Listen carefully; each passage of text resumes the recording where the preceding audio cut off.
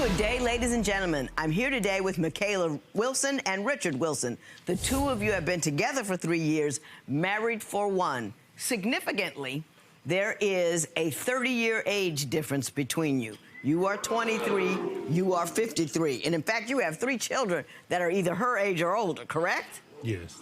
Okay. You're having some trouble, so you've come to see me.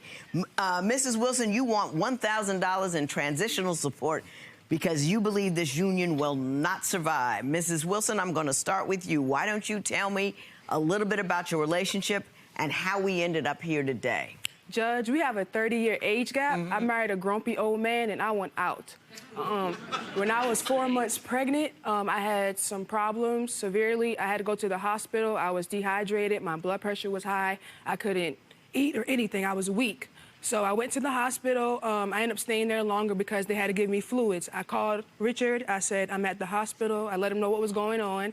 He said, okay. A few minutes later, he called me. He said, I'm getting off work. So I said, hey, babe, you're going to come at the hospital with me? He said, yes. So about 45 minutes to an hour later, I called him. I said, well, you don't have to come to the hospital now because they're letting me come home. So we live 5 minutes away from the hospital. So I get home. He hasn't even showered. He's in T-shirts and a short. And I'm like, okay, well, what were you doing all this time? I thought you were coming to the hospital with me. So I ended up going through his phone. He was at home watching big booty porn while my pregnant booty was in the hospital. Mr. Wilson, what's your response to that? Is that true, or you got another set of facts you would like to posit? I don't have no knowledge of that. Do you recall the telephone call from the hospital? I remember when she was in the hospital, but as far as watching porn? Okay. Well, what did you do when she called you from the hospital? Did you make plans to come? Yeah, I had plans. I made plans to come. What happened? I mean, when I get off work, see, I work around a lot of dust. I didn't want to come to a hospital with dust all over me because you got sick people in the hospital. So I went home and took a shower, and by the time I got ready to go up there, she was already released. He was not even showered. He was in T-shirts and a short. I mean, he took his work clothes off. He just put on, his clothes at the house. Did you really intend to come? How long? Yeah. How come? I mean, because you come home, take clothes off, jump in, wash up, and from the hospital. Come on out. Were you not worried? Yeah, I mean, I was worried. This is my wife. Of course I was worried. But just didn't make it. Okay. Tell me what other things this grumpy old man has done to you. Like I said, he's grumpy. One Saturday morning, we decided we were going to vacuum and wash our cars. So, we have our own cars. So we went to the car wash and vacuum. We're taking the mats out the cars. So, I see a granola bar in his car. It's hot, it's hot. It's summertime. So, I asked him, how long you had it, because I don't want to eat no old granola bar. He flies off the handle. Oh, I've been had this granola bar. And I'm like, okay, I'm just asking you about a granola bar. Why are you flying off? Mr. Wilson, did you get upset about a question about the granola bar? I mean, I got mad because every time, like I said, every time she's always accusing me of something, and I'm just burnt out with it. So when she asked me about that granola bar, she was leading up to something else pertaining. Did you have some woman in the car eating the granola bar? So then she gets mad. I'm vacuuming my car. She throws a granola bar at me, and it almost hit somebody else's car. Then she drives off. Did you throw the granola bar at him? Yeah, you did. Yeah, because I was mad because it was 2 of the guys there, and they were looking at us, and we both got mad and left. Never get mad about who saw what. You know what I mean? They saw you fight. Oh, now my ego's hurt. We worry about that too much these days. It's not helpful. Are you always accusing him of cheating? I feel like he may have a friend or a confidant or something. I don't think he's cheating. She thinks I'm cheating because, I could work 14, 16 hours a day. I come home from work. It's not, hey, baby, how was your day? As soon as I set my phone down, she'll pick up my phone like, whose number is this?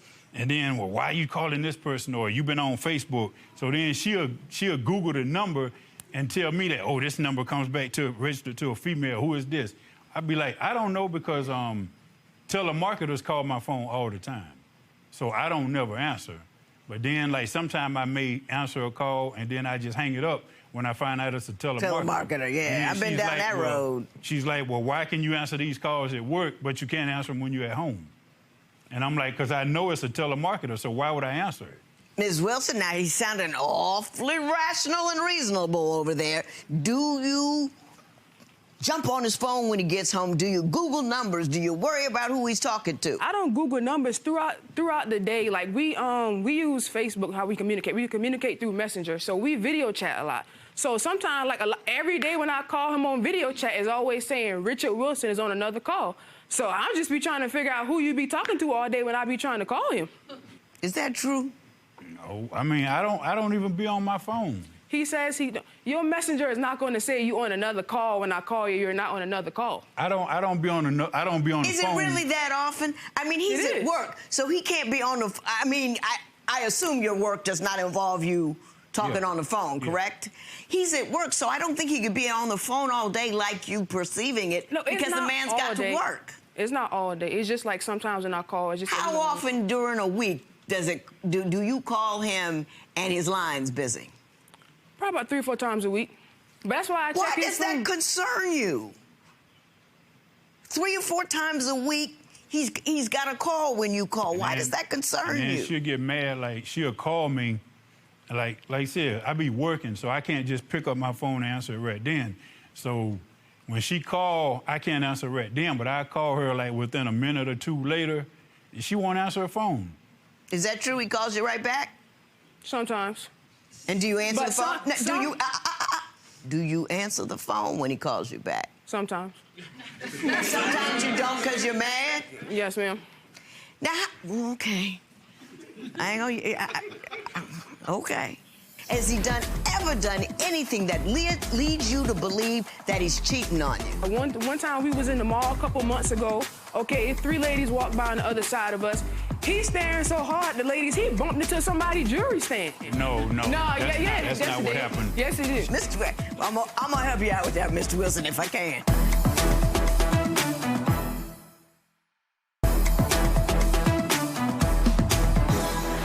Has he ever done anything that leads you to believe that he's cheating on you?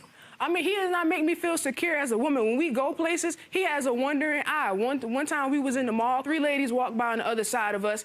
He's staring so hard, the ladies, he bumped into somebody's jewelry stand. And he gonna lie and say somebody bumped him into the jewelry stand. No. That's not what happened. Yes, it is. She and I were walking together, and there was 3 guys coming toward us. So one of the guys, the guy in the middle, he was looking back because there was some females on the other side. He was looking back at them so hard, he almost ran into us. And I'm watching him to make sure he don't bump into me. If that's the case, why didn't bump into our daughter? Our daughter was right here, so he would have bumped into our daughter before bumping into you. No, you was looking so hard, you ran into the jewelry stand because you was looking at them. There was no jewelry stand. So what did you run into? Nothing, because I moved out the guy's way. You ran into the jewelry stand because you was looking at those females. Okay. Mr. Wilson, you said... I'm gonna help you out with that, Mr. Wilson, if I can. I'll help you later, but let me ask you this right now. You say you like structure. You want to get home, have a wife that'll cook meal, and she doesn't give you any of that structure. Please tell me what your complaints and concerns are with respect to that. I don't really have any complaints toward her personally. I just want her to trust me more, because like the other day we was at a hotel. I'm up at the counter talking to the manager, and I had my arm like on the counter. So I was like turned sideways, and there was another hotel worker here ringing up somebody else. And she comes in and whispers in my ear, when you talk to somebody, you're supposed to face them directly. Because I was turning sideways. She talking about I was looking at the lady right here with the big butt. I didn't, honestly, I didn't even know the lady had a butt because I wasn't even paying no attention. Ms. Wilson? Now, you see how I'm facing you talking to you, right? Mm-hmm. The lady right here, he was not facing the hotel clerk at all. He was like this. How are you going to talk to somebody like this? You're not even paying him attention at all. No, turn around. Look at me. That's not true. Look at me. I wasn't even facing the lady. Look at my body. But he was facing the females. His face wasn't even turned to the lady he was talking to. And then she gonna whisper in my ear, oh, you didn't think I was coming in, did you? I know it.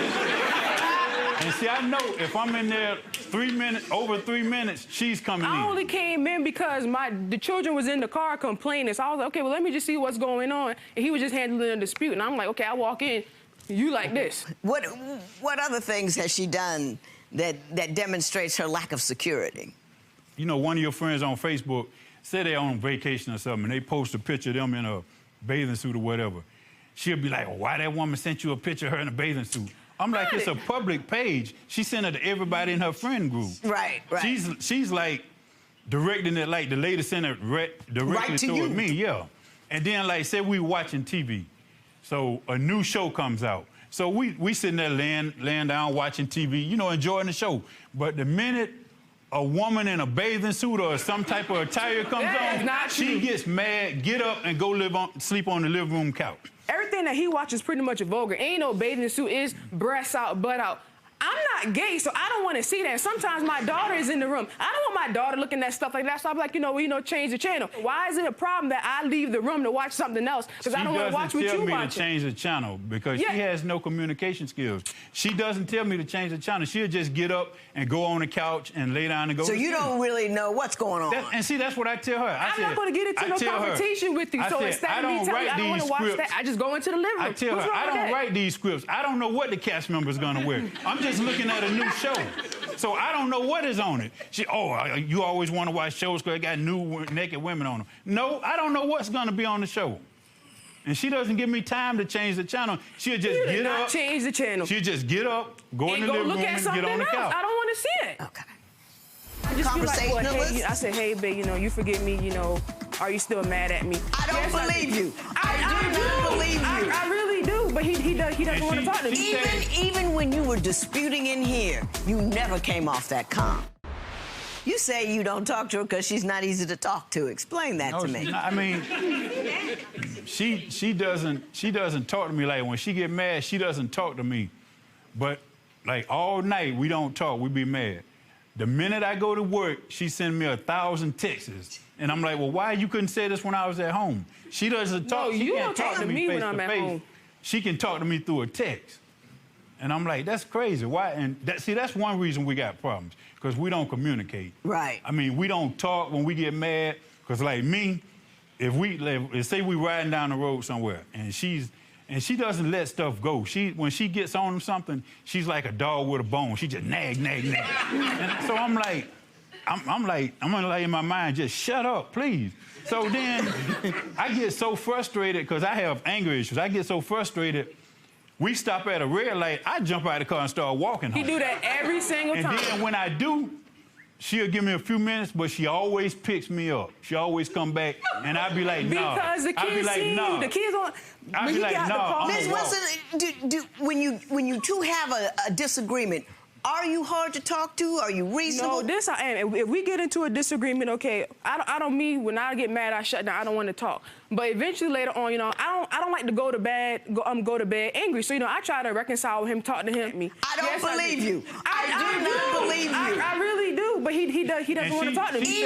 Even when you were disputing in here, you never came off that calm. She says she doesn't like to go to bed mad. That might be true, but she goes lay on the sofa mad.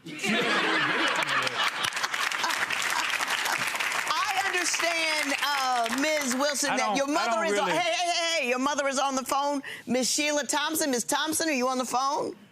Yes, I am. Hello, how are you? I am doing good. Good day, Judge Toler. Good day to you as well. When you look at this union between your daughter and her husband, what do you see? The thing that comes to mind is crazy in love. I recall, last year during Thanksgiving, they ruined Thanksgiving for me. How did they do that?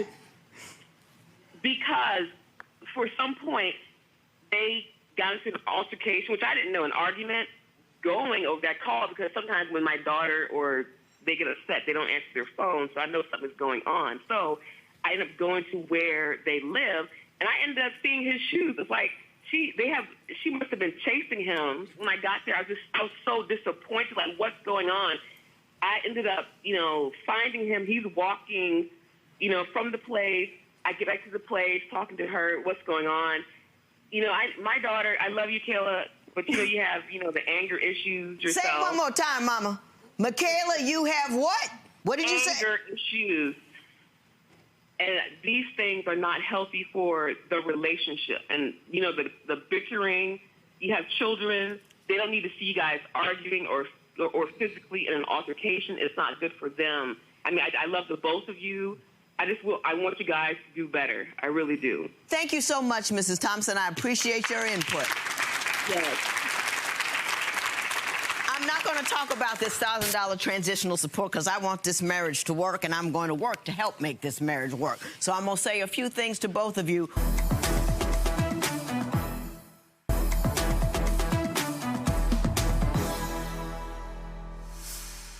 Your mama has known you for 23 years. I've known you for 23 minutes, and we both said the same thing about you. You've got an anger issue, and you think you get angry because of the things she does. That's not it. You get angry because you're scared. That's where all that anger is. You're frightened. You have this, and I don't know if this is a generational thing where we've got all of these devices and cheating, and everybody's just fluid out there with their actions and their sex, but you have this sense of impending doom, like a cheat is right around the corner, and if you are not on him like green on grass, he's gonna do something to you, and that's not true. The beauty, you know, when I looked at the age difference, I was a little concerned. I thought, you know, you talking about a grumpy old man, you know, when you're in your 50s and your 60s, you don't want to do much, you know, I mean, you want to do stuff, but you just want to go, you know, going to bed at 9 o'clock is like, hey, I'm going to bed. It's 9 o'clock. My husband and I be, yeah, baby, let's go. No! But that's not what the problem is. He's not a grumpy old man. He's a dude of 53 years old. The beauty of having somebody of a certain age is to be able to learn from his age and not be mad about it. You picked him. You could have gotten a cat that was 43, 33, 23. You picked a cat that was 53. You got to deal with that. This man is not cheating on you. He ain't running around. He ain't got the time nor the energy for it. He's just not. He's just not, and you need to grow up and into him, not just stay on this stupid stuff that people tend to be on these days. We're not supposed to know where each other is at every moment of the day. I haven't talked to my husband in 3 days. He ain't worried, I ain't worried. Because we're trustworthy. That's where your marriage should be. And if your marriage is not there, you will never be happy. Never be happy. Mr. Wilson, you're supposed to gather her up and grow her to you. You're not supposed to fall down to her level. Do you understand what I'm talking about? You got to stay relaxed. You got to stay calm. Did anything I say to you make sense? Yes, ma'am. Did it? Yes, ma'am. You gonna go home and say that old lady yelled at me for nothing? There will be no recovery in this matter. It is so ordered. Judge Lynn and your mom kind of called you out there for your anger issues. How do you feel about that? I think I'm going to acknowledge that I have anger issues and I'm going to work on my hot temper. Well, what can you guys do after you leave here today to kind of make things better at home? Well, me, I can start taking my lunch to work.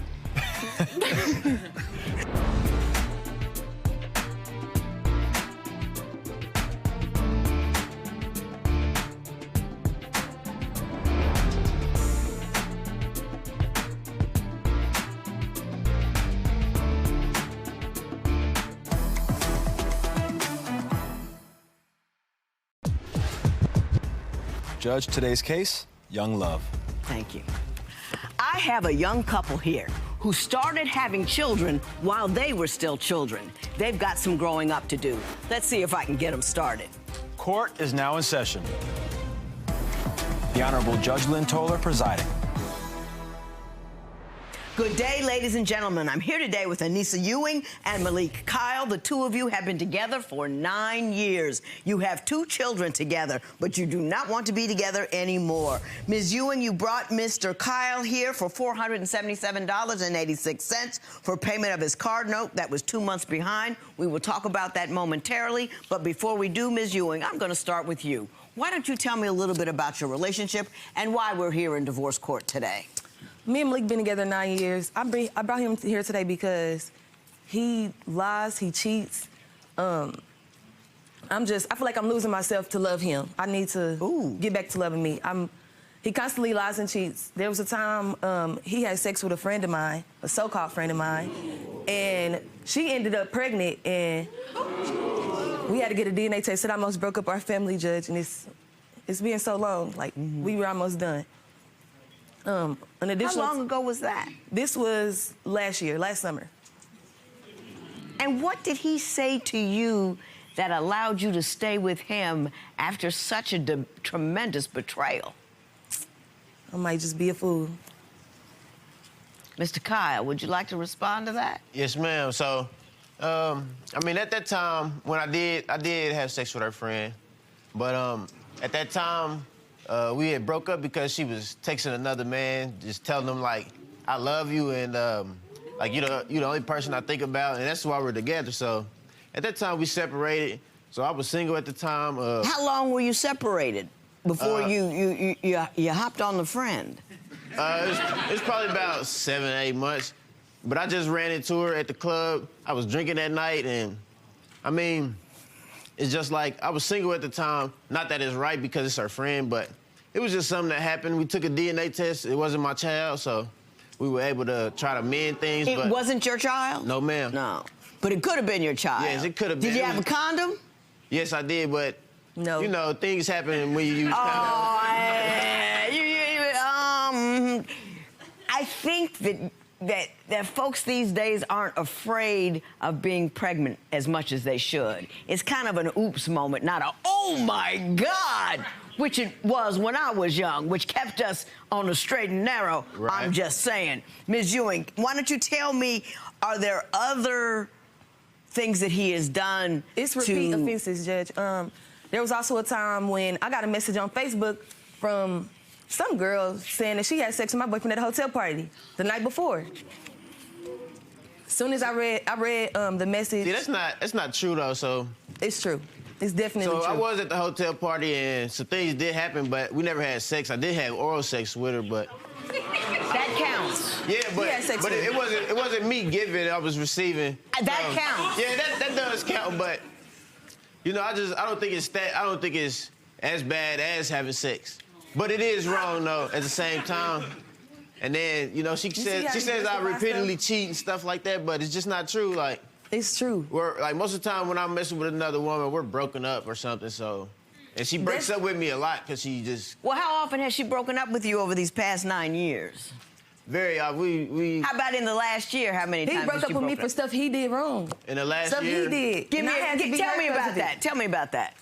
It was plenty of times. Like, it was times I didn't call him. Just not even too long ago, I seen him, he interacting with some female on Facebook that he used to talk to in the past, and I confronted him about it, and he got mad at me. He got mad at me and told me I shouldn't even have been snooping through stuff. He got mad at me. Like, he really got mad, and that's crazy. How can you get mad at me? Did you break up over that? Yes, and he told me that that's not the only thing he told me that that's not really cheating, but when I interact with anybody, that's cheating. She emotionally cheats. So it's like. Give me an example. So we might get into an argument or something like that, and then she might leave with a male friend or something, and she claims she's just a friend. Like one time, she left with a male friend like at 11 at night, didn't return to the next morning, and just giving me all type of excuses. We was riding around and we was just chilling and stuff like. But I don't know what happened. I don't know what went on. Were you two living together at the time? Yes. Male friends are just friends. He knows that. They didn't come around him, all that. It was a time he even allegedly slept with a family member of mine. And I know he did it, and he's denying it, but he did do it. Let me finish. He did it. He's going to say he didn't do it, but he did do it. She didn't even deny it. So she never said she didn't do it. Okay, Mr. Kyle, did you do it? No, ma'am. Yeah. See, she didn't deny it, but it's like, why wouldn't you say no? She never told her that she did, and then at the same time. Why wouldn't you say you didn't if you didn't? At the same time, this had a male friend, and he had a crush on her, so. So you're jumping off the topic too quickly. Oh, no. I want you to address the topic. Did you sleep with a family member of hers? No, ma'am. And Did you that's have any kind of emotional, romantic, or otherwise touching session with a family member of hers? No, ma'am. And where this rumor came from is from her male friend that I was just telling you about. Mm-hmm. He had a crush on her, and he's coming to her saying that this person and this person told them that I had sex with her. So she asked the other people that were involved, and they're like, we never said nothing like that. And then at the same time, he got a crush on her. So I feel like he was making it up just so he could do something with her. That was just his defense. He knows that. It's the time I lost weight because of him. Like, I couldn't eat. I was literally depressed. After that stuff happened with the DNA test and all that, waiting on that DNA test to come back, and then the first time it came back, it was, like, inconclusive, so he had to do it again. So then I was really worried, like, yeah, it got to be his. Why wouldn't it just have been negative? Right. It was just crazy. It was, like, the worst time. I think that was, like, the most emotional I ever been. Like, I lost weight. I was drinking every day. I couldn't sleep, eat. It was sad. It was bad. It was bad. And that was last bad. summer. And I still ended up taking him back through it all. He told me he wouldn't even take me back if that was me. Do you know how that make me feel as a woman? Like, I couldn't even. He wouldn't take you back if what was you? He said if the shoe was on the other foot, he wouldn't take me back. And we were broken up, and I still would never mess with one of his friends. Nothing close to it. Nothing. I would never. Did you and say he wouldn't that? take me back? Yeah, I did say that because, I mean, that's just how I feel. That's crazy. Like, at the same time, she took me back, but she didn't have to, though. I didn't force her to take me back. So that's just my stance on it. I wouldn't be with her. And you would have again. understood if she didn't take you back. Yeah, I would have because understood. That would have been something that you wouldn't have done. I got you. Now, she's the mother of your children. Yes, ma'am. You're supposed to die to defend her if that is necessary. Yeah. And you can't be a dude and a man and talk about being anything unless you're willing to do that. Right. Period. End of story.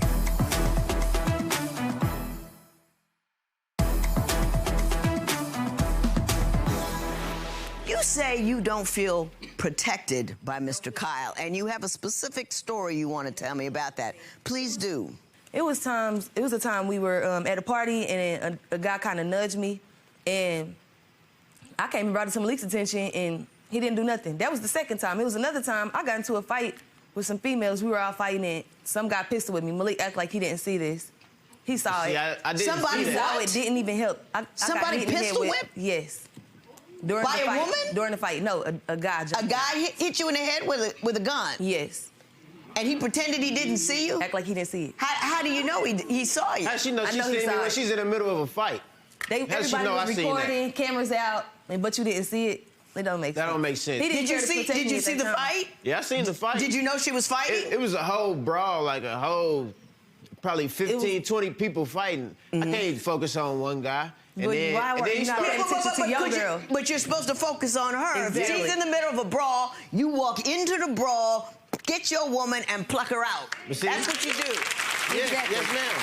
Now, she's the mother of your children. Yes, ma'am. You're supposed to die to defend her if that is necessary. Yeah. And you can't be a dude and a man and talk about being anything unless you're willing to do that. Right. Period. End of story. Yes, ma'am. Now, I understand your mother is on the phone because she has something she wants to say about this very issue. Mrs. Ewing, Yes, ma'am. how are you? I'm fine, Just Toler. How are you? I am just fine. I'm talking to your daughter and Mr. Kyle here. They're telling me about their relationship. What do you see when you look at their union? Well, I would love to see them stay together. I love Malik as a person, as my to-be son-in-law, but I don't think that the relationship can survive the way that it is now. They do too much tit for tat, number one. It's tit for tat. She cheats, so I'm going to go cheat. Right. He cheats, so I'm going to go cheat. I mean, you know, they need to grow up, both of them. My daughter is not an angel, but I am sick and tired. She is too beautiful. She is too beautiful. That's my baby. You know, and I would do anything for her. I would have certainly taken a bullet for her. Yeah. Thank you very much, Mrs. Ewing. Yes, That was ma'am. very helpful. I appreciate you taking the time to do that. Did y'all hear what she said? Yes, ma'am. What about that tit-for-tat business? Is that an accurate reflection of how you guys run your relationship? I mean, I guess it could be explained like that, but like I said at the beginning, it was just I never did anything like, and I dealt with a lot of cheating from her at the beginning, at the front end of the. So now of the you're trying to relationship. catch up. No, not necessarily catch up. I just got tired of, I just got tired of just being head over heels for her, and I'm getting cheated on. Guys pulling up to her house while I'm there, and she's leaving with other guys while I'm there. Now, Ms. Ewing, I wasn't cheating. were you doing all that nonsense? I just had a lot of male friends. He was always invited. It wasn't nothing like that. You She even smiling left a me, but bit. I don't know. She Did went you- to a hotel party with her friends, and with her friend, and she and her friend brother, they used to talk, they used to text and stuff. And then they left me at her house while they went to a hotel party for the whole night. It was just like, they claimed that they was trying to give me a ride, but... was a full Ms. Ewing, party. let me ask you this question. If he conducted business the way you did with your male friends, with women friends, would you find that distressing? If he did it the way I did it, I probably wouldn't because I probably wouldn't. He's allowed around. My male friends are allowed around him, and vice versa. Everybody can come together and have a good time. If he have a female friend, he got to sneak and do it, and all this crazy nonsense. Like, and he's just a liar. He's just a liar. Did you understand what he just? No. I understand that. I am talking. Young lady, you need to learn when to be quiet. You can't learn anything if you talk when others are talking. You can't hear anything. That's probably one of his problems with you. You say his checks don't match up with his work schedule. Explain that to me. He works all day, every day. And then Which is what you're supposed to do. He'll come home with like a $400 check or something. Like, it just doesn't make sense. Do you know how much he makes an hour? Do you know what his hours are? I know all day, and it should be way more. I don't get paid by the hour, Your Honor. I get paid by each job that I do. So some jobs don't pay as much as the next job. Mm-hmm. So some weeks I might bring in $400, but I get paid every week. The hours don't match. It's like none of it match. The hours can't match because I don't get paid. Did you understand what he just? No. I understand that. I am talking. Young lady, you need to learn when to be quiet. You can't learn anything if you talk when others are talking. You can't hear anything. That's probably one of his problems with you. If he doesn't get paid by the hour, then his hours won't match up with the check. If he gets paid by the job, it is determined by the nature of the job and who he is working for. Do you understand that? Yes, I understand that. I didn't mean the hours. I meant like the jobs he do, none of it adds up with how much he gets paid. It just doesn't match at all. It doesn't. He knows that. Have you sat down and talked to him about it? About how much he makes, but how it's much like, at each the same job time, is? I don't really just want to be in his I'm still pocket. talking and you're jumping right in the middle. You don't understand anything because you don't hear anything. Because you're so busy yapping all the time. You need to stop that. I'm sorry. You want $477.86 from this man for the car notes that was 2 months behind. Tell me about that. It was just a time when he wasn't working and he kind of got off track with the car note or whatever. So I said I would pay it for him. I mean, it's my boyfriend, I was gonna pay it. But then we having all these issues and we keep on having problems and breaking up. I told him, at this point, I just don't want to be together no more. You can just pay me back for this. And go about your business and be on your way. Yes. How long ago did you tell him that? Maybe last month. Last month. Did you has he gone on his way or y'all still in the same house? We still in the same house. End of story. You don't even have to reply. Let me tell you two something. This is never gonna be, I don't think you guys will ever break up. You might break up at some point, but it's going to be a non-stop washing machine of nonsense that you're going to go on over and over and over again. You two don't listen. You two don't know how to communicate. You two are busy doing tit for tat. You're behaving like you're in high school, 17 years old. Well, he did this. I don't want to look stupid, so I'm going to do that. She's doing that. I don't want to look stupid, so I'm going to do this. You think anything that is short of penetration isn't really sex, so whatever happens, happens. And it is not a good environment in which to raise children. It's not a good environment in which to maintain a relationship. The relationship should be between the two of you. You've got too many side folks in it.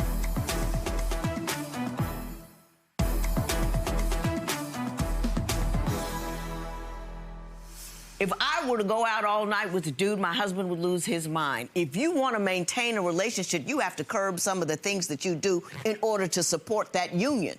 You don't support that union with conduct that is not supportive of couples. Whether or not he can go or not go is not the issue. It is whether or not you are woman enough to stop doing some of the things that you used to do when you were single in order to support maintaining a relationship. You want to become a wife, going out and running around with other guys is not a way to get this guy to give you a ring. It just isn't. You guys think that you should do as you need to, feel what you need to do anytime you need to do it. That's not grown folk behavior. It just isn't. Children will do what they see you doing. Do you want your children to repeat this pattern? No, man. Do you want your children to have the life that you have, which is unstable, dissolute, disassembled, uncertain, insecure? Do you want that? No. Then you have to behave in a manner that allows you to deliver to your children the life that you want them to have. You have to grow up. You had the kids too young. Too late, that cat's out of the bag. But now that you've done that, you need to sit down as a couple and determine how you are going to conduct your business as a couple. Are you with me? Yes, ma'am. Are you with me? Yes, ma'am. I'm gonna give you a book. It's called Dear Sonali, to the Daughter I Never Had. It's written to 20-year-old young ladies, just like you, who have a life that is based upon the desire of the moment. The most important thing in your life is having a man and keeping that man, and you don't look at life as an entire picture of things. I wrote about everything from money to love to communication, and I want you to read it so I can have you be in charge of your life. Look at me, look at me, look at me. So you can be in charge of your life instead of having your life in charge of you. You with me? Yes. I want you to be happy. I want you to be strong. I want you to be married. I want you to raise rational children. Because you don't raise rational children, they'll be robbing people. Right. And I'm too old to fight. You with me? Yes, ma'am. There will be no recovery in this matter. It is so ordered. How are you feeling now after hearing what Judge Lynn had to say today? I was listening to what she had to say, and I think it was everything she said was right. And I need to listen more and talk less. I would love to stay with him, but if it don't work out, I'm leaving. Do you think you'll put a ring on anytime soon if you guys can make this this thing work out? Oh, yeah, definitely. If we could make it work, then it's definitely possible. 9 years in, right? Yep. What do you think? Soon? Yeah, soon. Need to be.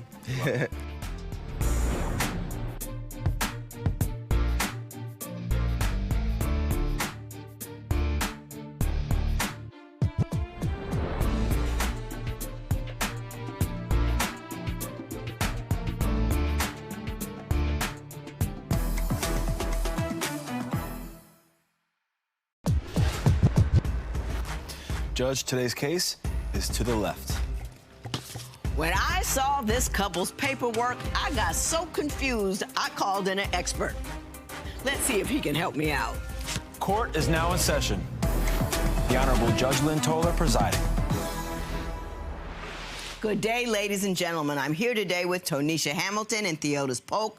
The two of you have been together for 10 years, married for 5 years in Islam, and I want you to talk to me about that in a moment. But we're thinking this thing may not survive. We're not quite sure. Ms. Hamilton, I'm going to start with you. Why don't you tell me a little bit about your marriage and why we're here in divorce court today? Okay, so me and Theodis, we have been married for 5 years. We've been together for 10 years. And I actually converted into Muslim for him. Mm-hmm. So if he don't get his stuff together, then I'm gonna leave him. Well, what's wrong with his stuff? Well, actually, around the time 2014, I thought everything was gonna be okay. Mm-hmm. You know, it was gonna be the perfect marriage. And so around that time, he started cheating, talking to females on Facebook. I was going through his phone one day, I caught it, and once I broke up with him, he started talking to another woman.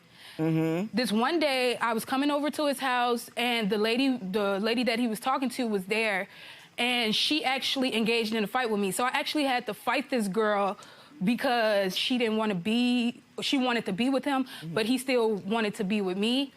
Was he there when the fight broke out? Yes, he was there. It was so embarrassing. He didn't check her. He didn't put her in her place. Like, you didn't separate the ladies? Man, look, call me down, like, TJ, come get your woman. She beating up on the girl. So I run downstairs. I'm like, okay, now, baby, come on now. I push her up the stairs.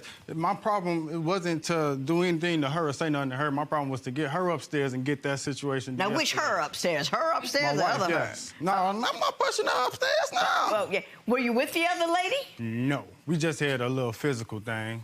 So you did cheat with her? It was just a little physical thing. And then it was at a time where I was new to all of this, so I wasn't equipped to. New to all of what? Marriage and being in a real relationship. Because before meeting her, I ain't had no real relationship. So you were just dilly-dally, out and about, yeah. Yeah. So when I got with her, I had to adjust to that. I didn't adjust as quickly as I was supposed to, but I did adjust. Now, the incident that she's talking about, I separated them, but the girl knew her role, and with her So exclusively. the side chick knew, and she knew the side She chick wasn't even knew. necessarily a side chick. She was just a thing When you to said do she at knew the her moment. role. She knew her role. Like, she knew who she was. She knew that she was my woman. We was broken up, so I let that be. I see. I let that be. I was like, all right, we can separate, we can work on ourselves or whatever. But I just let that be. So whoever I'm messing with at the time, it wasn't that much of a big deal to me because it So was. were you broken up at the time? Your Honor, yeah, we were broken up, but my thing is, if you say you love me and you took initiative steps to make me your wife, I should have been the main focus. You should have been thinking about how you're gonna make this relationship or marriage work with me instead of trying to go find somebody else to, thank you.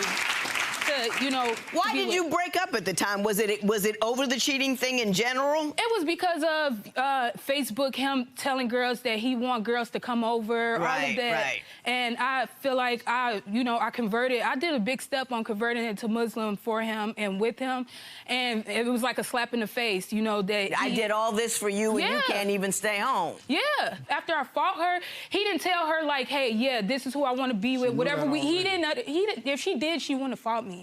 That was her problem. Like, she felt the type of way because I wouldn't be with her exclusively and I was only with you. She felt some type of way that she couldn't get all of this. What?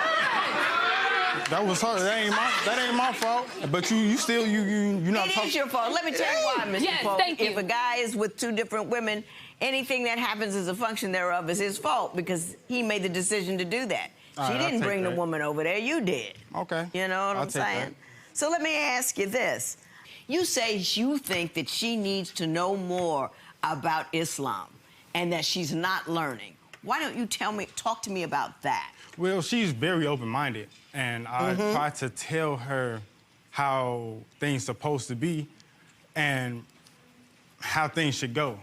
But with me doing that, it also contradicts me as a man because I don't necessarily believe everything that the Islamics, how they treat their women, necessarily. Like, I see what you're saying. You would like to do it 50-50. Yeah, because... But what does she need to know about Islam that she does not know at this juncture that you feel would assist the two of you? That sometimes, although I level the playing field between us, she needs to learn how to take the back seat a little bit sometimes. You know, like just the other day, we was on our way out here, and then I took some money off of my card. I asked her for my card number, took some money off of my card. I didn't tell her what I was doing or how I was doing or what I was doing it for. I did that, then she asked why. I told her why. Oh, I'm finna get some money. Then she asked how, why. Now I'm getting agitated because now you questioning me, and the way you question me makes you feel like I'm a kid. Like, yeah, what you don't using trust that money me. for? Yeah. Right, exactly. He's not So, responsible. with her doing that, it's like, okay, first of all, I mean, we put our money together, so what's mine is yours and what's yours is mine. But this is my side of what I'm bringing to the table. And it's not like I'm taking this money and I'm doing selfish things with it, like going to buy me some stuff. Well, what were you doing with it? I brought it home to us. Oh, just so you had some cash on hand. Exactly. So now, if we need Ms. to get Hamilton, something are to you eat- riding the man? Do you not, are you always at him? Picking? No, I don't pick. I just think the communication is not where it needs to be as far as if we married.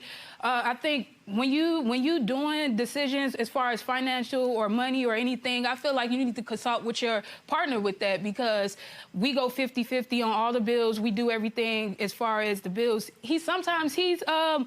He's irresponsible with money, so I'm just trying to figure out Give me an example of a time when he was irresponsible with the money. Yeah, one day he got paid. The first thing he did was to go buy some weed. Like, he was just thirsty. Like, he was thirsty to go buy some weed. Now, not saying, like, we had money, all the bills was taken care of and everything, but he could have been like, he could have told me. He don't tell me things. He just do things without consulting. It's not me trying to act like he's a kid, even though I am older than him, but it's the fact that that was aggressive. Like, yeah. Well, listen, when your paperwork said you were married in Islam, yeah, but not legally married under the laws of the U.S., I brought somebody who knew more about it. You said that you've been together 10 years and that you've been married for 5 years. This is not a marriage.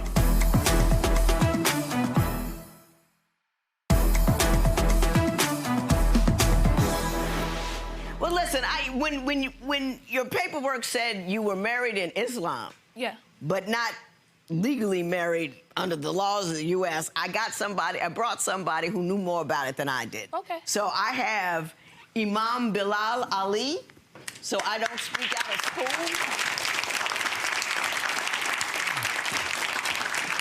Hello, sir, how are you? I'm great. So he says he's married in Islam. Why don't you tell me, just give me the broad strokes of how Islam looks at the business of marriage? In Islam, it says marriage is half of the faith and that you fear God with the other half. Based on what I heard, this is not an Islamic marriage. This is not a marriage. And the reason I say this, I think that the problem here, both of you are talking and you're not listening. Yeah. Marriage come into people's lives to make them better. I heard her say that she became Muslim because of you. In Islam, it says, La ikraha fi din, that there's no compulsion in religion, that you can't force someone to be part of the religion. She only knows Islam based on what you taught her. Mm-hmm. And if you're teaching her to go to the clubs, if you're teaching her to be like the homeboys in the street, you don't have a marriage, man. Right. You regarding marriage, it's a union. But you have to hear her, you see? This relationship, you say that you've been together 10 years and that you've been married for 5 years. What progress have you made? The question that I have, if you had an Islamic marriage, one, you would go according to the principle of Islam, that you hear and listen to each other to work out the problems that you have. You work out the problems that you have based on the books. So my advice to you is that you have to start implementing Islam more in your life, and she will follow. Mm-hmm. You're right. Plain and simple. Yeah, you're right.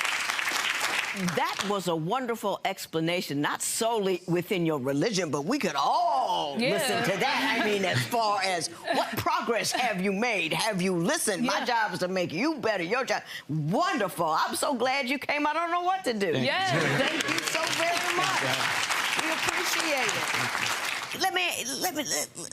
I'm gonna ask you one more thing about that. When you say you're married in Islam, do you know what it's about? Yeah. Do you practice it? Do you? Yes. I don't eat pork. I do Ramadan. I do majority of the things. You're misunderstanding me. And it's not a Muslim thing. It's a religion thing. People will adopt the trappings of religion. Mm-hmm. They'll go to church on Sunday. They stop eating pork. They don't eat during Ramadan.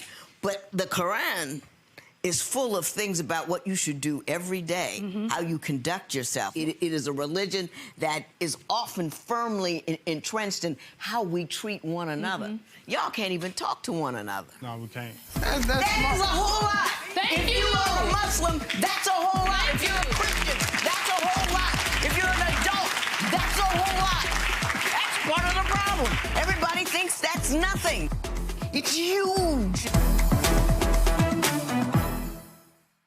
I mean, I know it's a lot of stuff that I'm not doing that I'm supposed to be doing in the Muslim culture. I think as long as I try to be my best and be as good and practice it as good as I can, because we all make mistakes. Some of the things that I'm doing, like tattoos and stuff, that's not in the, you're not supposed to tattoo your body and stuff like that, so. But you're talking about things, not beliefs and desire. You're talking about stuff. Like, am I supposed to do something on Friday and not on a Saturday? That's just stuff.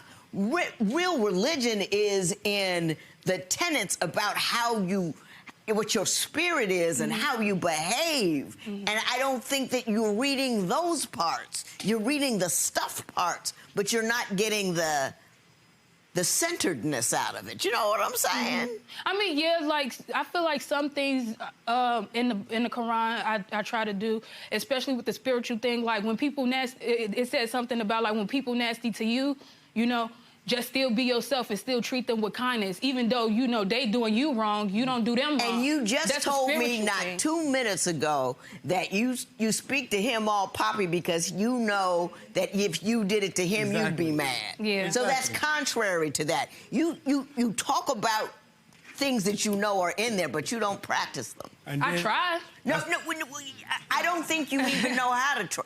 Yeah. You know what I mean? I don't think you know how. The first thing you have to do anything like that is act in opposition to how you feel. That's what all of the books are about.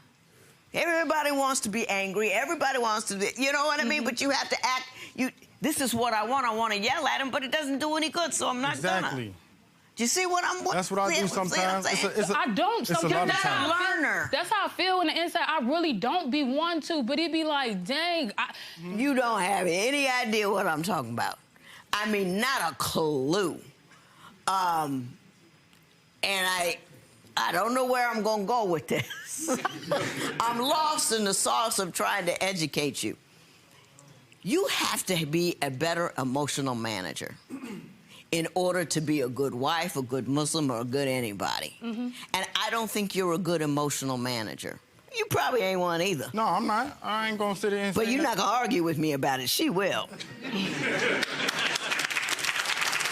This a front. This a front. No, it ain't. This is how I'm... Oh, I said he's not a good emotional manager, but he's not arguing with me, and that's true. He's not a good emotional manager. You don't even listen. You disagreed with what I said, which was exactly what you said.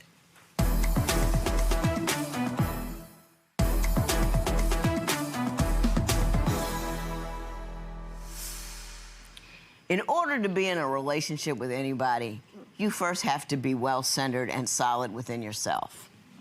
If you're not well-centered and solid within yourself, anything that he does, good, bad, or otherwise, is going to throw you all over the place. And I think that you need to look inward a bit more as opposed to outward. I don't know if this relationship is going to last or not. Mr. Polk, I know you were doing the wrong thing.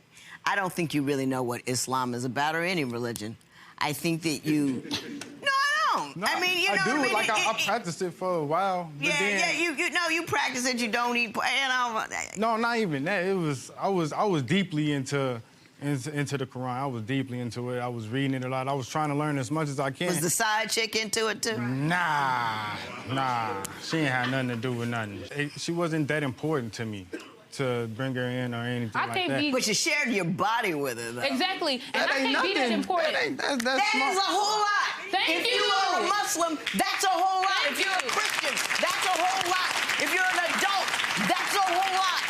That's part of the problem. Everybody thinks that's nothing. It's not nothing. It's huge. It is. It's absolutely the most vulnerable, the most, I mean, you can pass along diseases, some of which cannot be cured. You can create a life. This is a huge, huge, huge thing. It's not something to do when Netflix doesn't have nothing on. And, Your Honor, you can see, as you can see, Your Honor, even with sex, the girl was going crazy over sex, and she tried to fight me. So obviously, sex is something, because if that was all that they had, and she was going crazy trying to fight me, then... Yeah, it's never like that anyway. It was like that. No, it wasn't. She was beating up on her. She had feelings for you. Technically, she beat her up. If she had feelings for me, that's her problem. I'm so angry, tired, and confused, I just want to leave. Now, what? You wanted money from him? You're not going to leave him. You want $250 for a pair of shoes. What you talking about? Yeah, come on. Oh, no. Yes, I do. What you talking about? Yes, yes, Well, tell me about it. Because those shoes was expensive. Those shoes was expensive, and he let his brother, he sold them to his brother because I guess they ain't have them in his size or something. That is just rude and disrespectful. They're your shoes? No, I bought them for him. They was the $250. First of all, y'all can't afford those shoes. $250. At that time, yeah, I could. No, you couldn't. Look, what had happened to the shoes? No, what had happened to the shoes? Say nothing further. Once you give a gift to somebody that is no longer yours, it belongs to them. He can light it on fire. He can throw it in the ocean. He can give it away. He can tear it up because they belong to him. That's what a gift is. So you have no ongoing claims to it. You can't get $250 back. What I would suggest for the two of you to do is to stop being pretend Islamic married and go home, get some education, do some growing up, you know, separate for a while, figure out who you are as people, and then once you've done that, and once you've come to some kind of solid center and understanding about who you are and what you need to do and where you need to be, you know, then get back together. But whatever you do, don't ever come back here. There will be no recovery in this marriage. Thank you. Judge Lynn had a lot to say today. I mean, she was a little confused, but she had a lot to say. What's your reaction on how things went down? I think she made some good points. It's some stuff that we need to work on, but she hit some keynotes. Judge Lynn pretty much told you guys that you need to separate. Separating, that ain't gonna work because last time we separated, we both did stuff that we didn't approve on. So now we just gotta keep looking forward and try to make things better.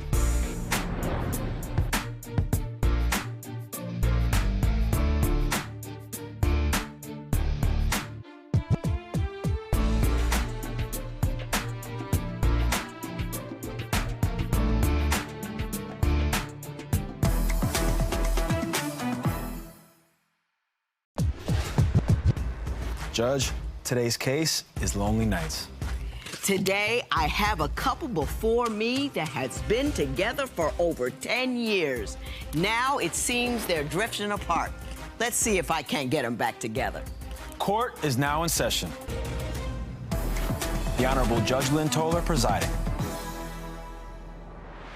Good day, ladies and gentlemen. I'm here today with Christina Fitzgerald and Ramon Torres. The two of you have been together for 10 years and married for 2. I'm going to start with you, Ms. Fitzgerald. Why don't you tell me a little bit about your marriage and why we're here in divorce court today?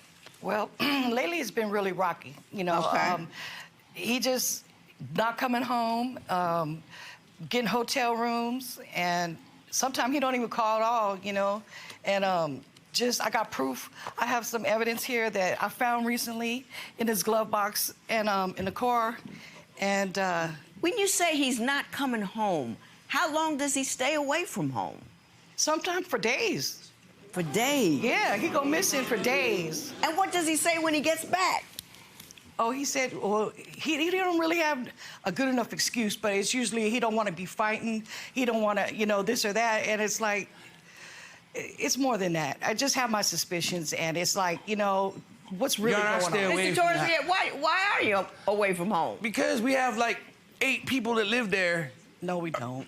And no, we don't. I mean, I come home from work, and it's like I'm stuck in the room all the time, all of my time. I don't have time to go out and sit in the living room or watch TV, you know, or. Because we have like about 6 more additional family members that live there. Is a whole lot of family living in the house with you? He can't count. There's only 4. 6 total. Yeah. Yeah, 6 total. And you feel like you're not free to roam about your own home because everybody's in there. I can't walk, you know, people want to be comfortable in their home, walk around their drawers or something, you know. Right, I hear you. I can't be like do that, you know, and I come home and she got like some friends of hers that will be there sitting on the couch. You know, all hours of the night.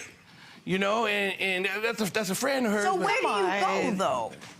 Well, I go to a hotel right by my work. Really? Yeah. I mean, I like my peace and quiet sometimes. You know, it's not that I'm doing anything. It's just I go there to relax. To you know. It would be weird for me if my husband didn't come home and went to a hotel room. I get that. In the past, though, has he ever cheated on you? Have you ever caught him? Well, I've never caught him in the act, per se, but his actions and just little clues that I be finding. Well, let's see the clue in your hand. What do we have right here? Well, right here, Your Honor, this is a card that I found in the glove box. And it was like always there. It was a Father's Day card, so it was recent, and it was just screaming, you know, more than just a friend. So blessed and honored to have you in my life, buddy, that kind of stuff. And I'm like... But, Your Honor, we had a barbecue for her birthday, and this brother comes up, you know, the barbecue just walks right by me, doesn't even know who I am. And, you know, then she gets mad at me later, and she's like, what, he's just a friend, you know, and you scared him away. He comes and leaves her a email, you know, and says, what, we're just friends, and shows a picture of his penis, right? Yeah, so I get mad, I ask her about it. She talks about, you know, what did I say to him, or what, she was more worried about what I say to him. You jumped in my mail. Yeah, you got the mail before I did. But she was mad at me. So I was like, she showed a picture of his thing, and and I'm like, I was disappointed, and I wasn't mad. I was just disappointed. I don't either. Did some guy send you a picture of his situation? If he says so, I didn't get to see the message. I didn't get to see it. Oh, you didn't see it? No, I did not. So you deleted it before she saw it? No, I didn't delete it. He would go through my emails, he would go through my phone messages, and he would intercept all, and some of these are legitimate jobs that I would have lined up, and I wouldn't even get them, and it would be like... Mr. Torres, are you going through her stuff and worrying about what she's doing? And that she goes through my stuff. You just see she just went grabbed my car and got that stuff. I don't. You won't even let me see your phone. Because I don't want to start another argument. Okay, there it is right there. Do you think she's ever cheated on you? Are you at all suspicious of her? I think she has. But why? Because she's always accusing me of doing it. I'm always at home, waiting for you to come home. So, what's really going on? What is really going on, Mr. Torres? Is it just because there are other people there? No, and can't you disinvite them? It's just how she talks to me. She'll start... Explain that to me. She'll start cussing at me or yelling at me or... What were you yelling about? We couldn't find our driver. We couldn't... It was a little mix-up, but I went around... It's just what are you yelling at him for? It's like he's helpless all the time. Like, why were you yelling at him, though? If you couldn't find the driver. I wasn't yelling at him. I was trying to get his attention because there's, people going back and forth. I was like, Ramon, and but he always comes out like with the sensitiveness, like you always talk to me different, like you talk to other people. You always nice to other people. She'll get mad if I burn the spaghetti. Like one time I burnt the spaghetti and she sent me home. Come on. Did you send him home? Yeah, and another time there was no toilet paper in the house, and she sent me home. She told me to get out. That was a long time. Did you say? But she did. See, I told you. It was more like a final straw kind of thing, Yeah. And it just that spaghetti was just the last thing you want. It was the last of many things. He wasn't paying attention. He wasn't watching the spaghetti. I know that you're angry with him a lot. I figured that out, and I can't figure out why. The staying in the hotel thing, that's a little deep. Okay. It and the really money that he is a little spends deep. on the hotel room, excuse me, the money he spends on the hotel room could be going towards her household Your Honor, I wouldn't finances. mind that. But my fare is 6 people fare, not, you know what I mean? 6 people fare. If everybody puts in their own share, when I ask him that they're staying there, I wouldn't mind paying stuff. That's my wife. My husband brings 4 people to live in my house. I'm going to a hotel too. Don't nobody want to come home to a whole house full of other folk family. They can stay for a few days. But you got them there long term. Do you think you might be... Even if they're in the garage? ...the source of your own problem? I didn't really look at it that way, really. I mean, but I can understand where he's coming from, However, to me, that's just an excuse. No, that's another excuse to This stay talks gone. about our He sex said, life, Your Honor. You was going to be mad, so I just didn't come home. Your Honor, this talks about our sex life. Who wants to do all that stuff when all the people are in there? I didn't want to hear about it, so I understand. Exactly. I understand completely. He lies about it. He lies about everything. He lies when he ain't got to lie. What other things has he lied about? Just the coworker. They ended up being an old friend. He looked up. He looked up this old friend, and then it lended her $200. Did you lend her $200? Yes, ma'am, I did. That money could go into the household. But it came right back to me.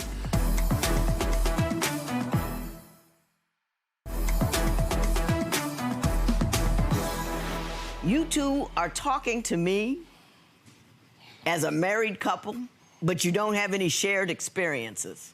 You know what I mean? You're talking all over here, and you're talking all... And both of you seem like really nice people. And I don't see... This card was a nice Happy Father's Day card. That's all it was. Oh, from first it was a coworker. Everybody's always an old married nurse, ugly, this or that. But it wasn't even a coworker. But if you got the hots from somebody, you don't send them a Father's Day card. You know what I mean? That's not sexually alluring. Father's Day means you an old dude to me. That's not how to get somebody. It wasn't addressed to him, and it wasn't signed. It was like, I'm so blessed and honored to have you in my life. Wishing you a blessed Father's Day. That's not a coworker. That's not a coworker sentiment.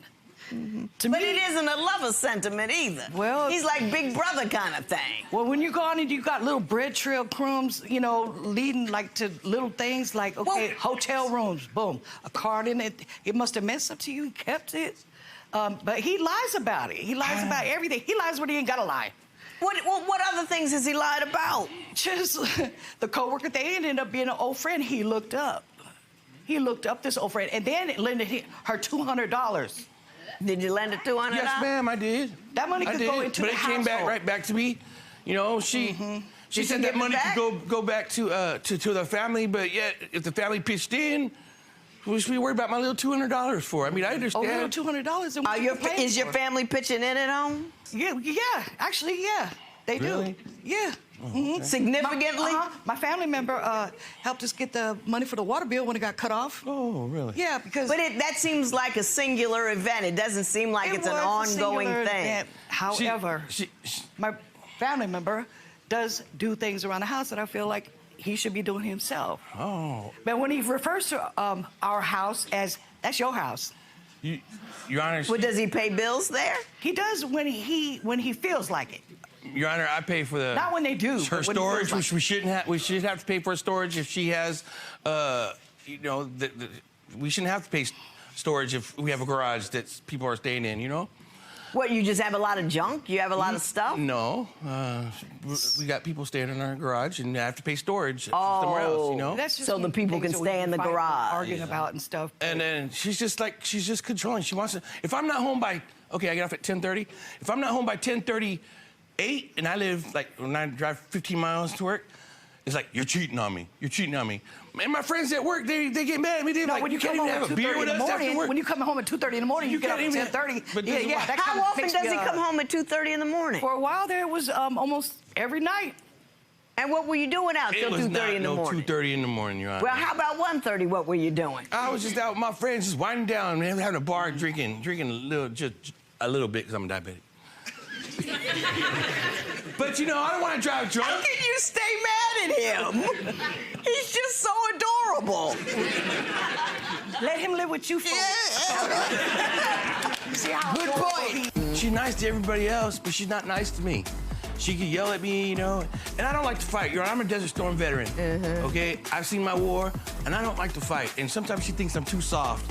I'm not soft. I just know how to pick my battles.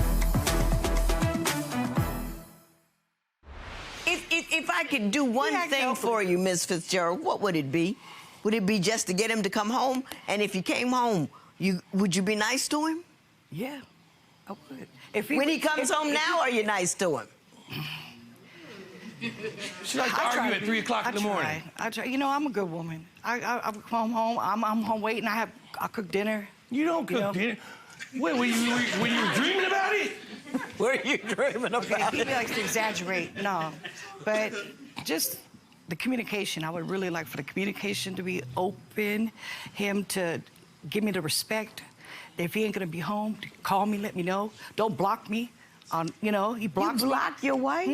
I'm not her Facebook page. I block her because she starts cussing at me. Or this, that. No. See, you paint I don't want to hear all that. I don't want to hear all that. He paints an ugly picture. No one thinks you're an ugly person, Mrs. Fitzgerald. You're not coming off like that at all. You're coming off as scared.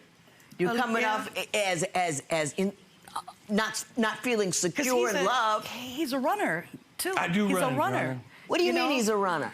Well, he gets scared about something or whatever, he'll just take off. You know, I don't have that security. In our relationship. Because he doesn't deal and cope with the problem. No, exactly. He just takes off. He drifts away instead of handling the situation. Exactly. So you're there wondering, is this the time that he's going to go and stay gone?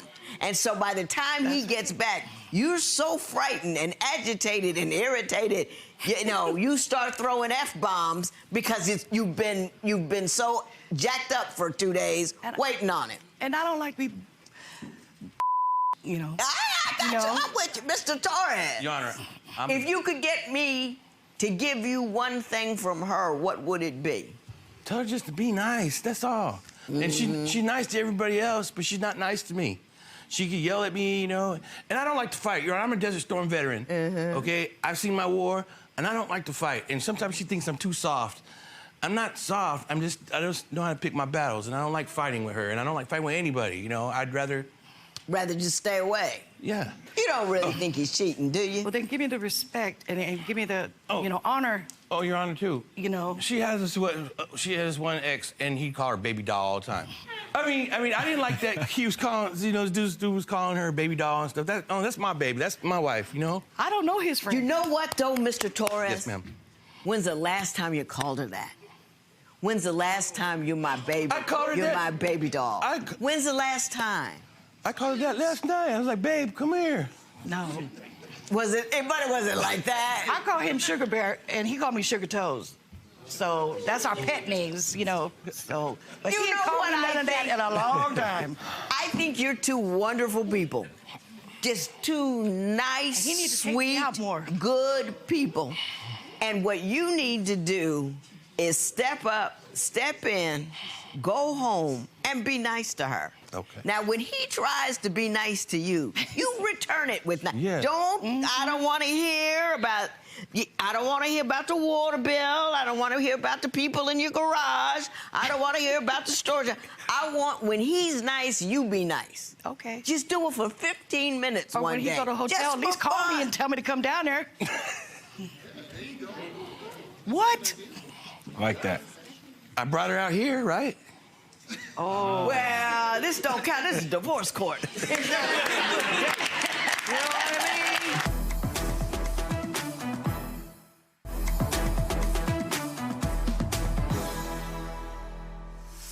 You know, Mr. Torres, I think you're a good guy. I think you just got so used to not facing the troubles at the crib that you just kind of drifted off and you left her alone and scared to death. And what you need to do is you need to have contact with her, to call her, to come home.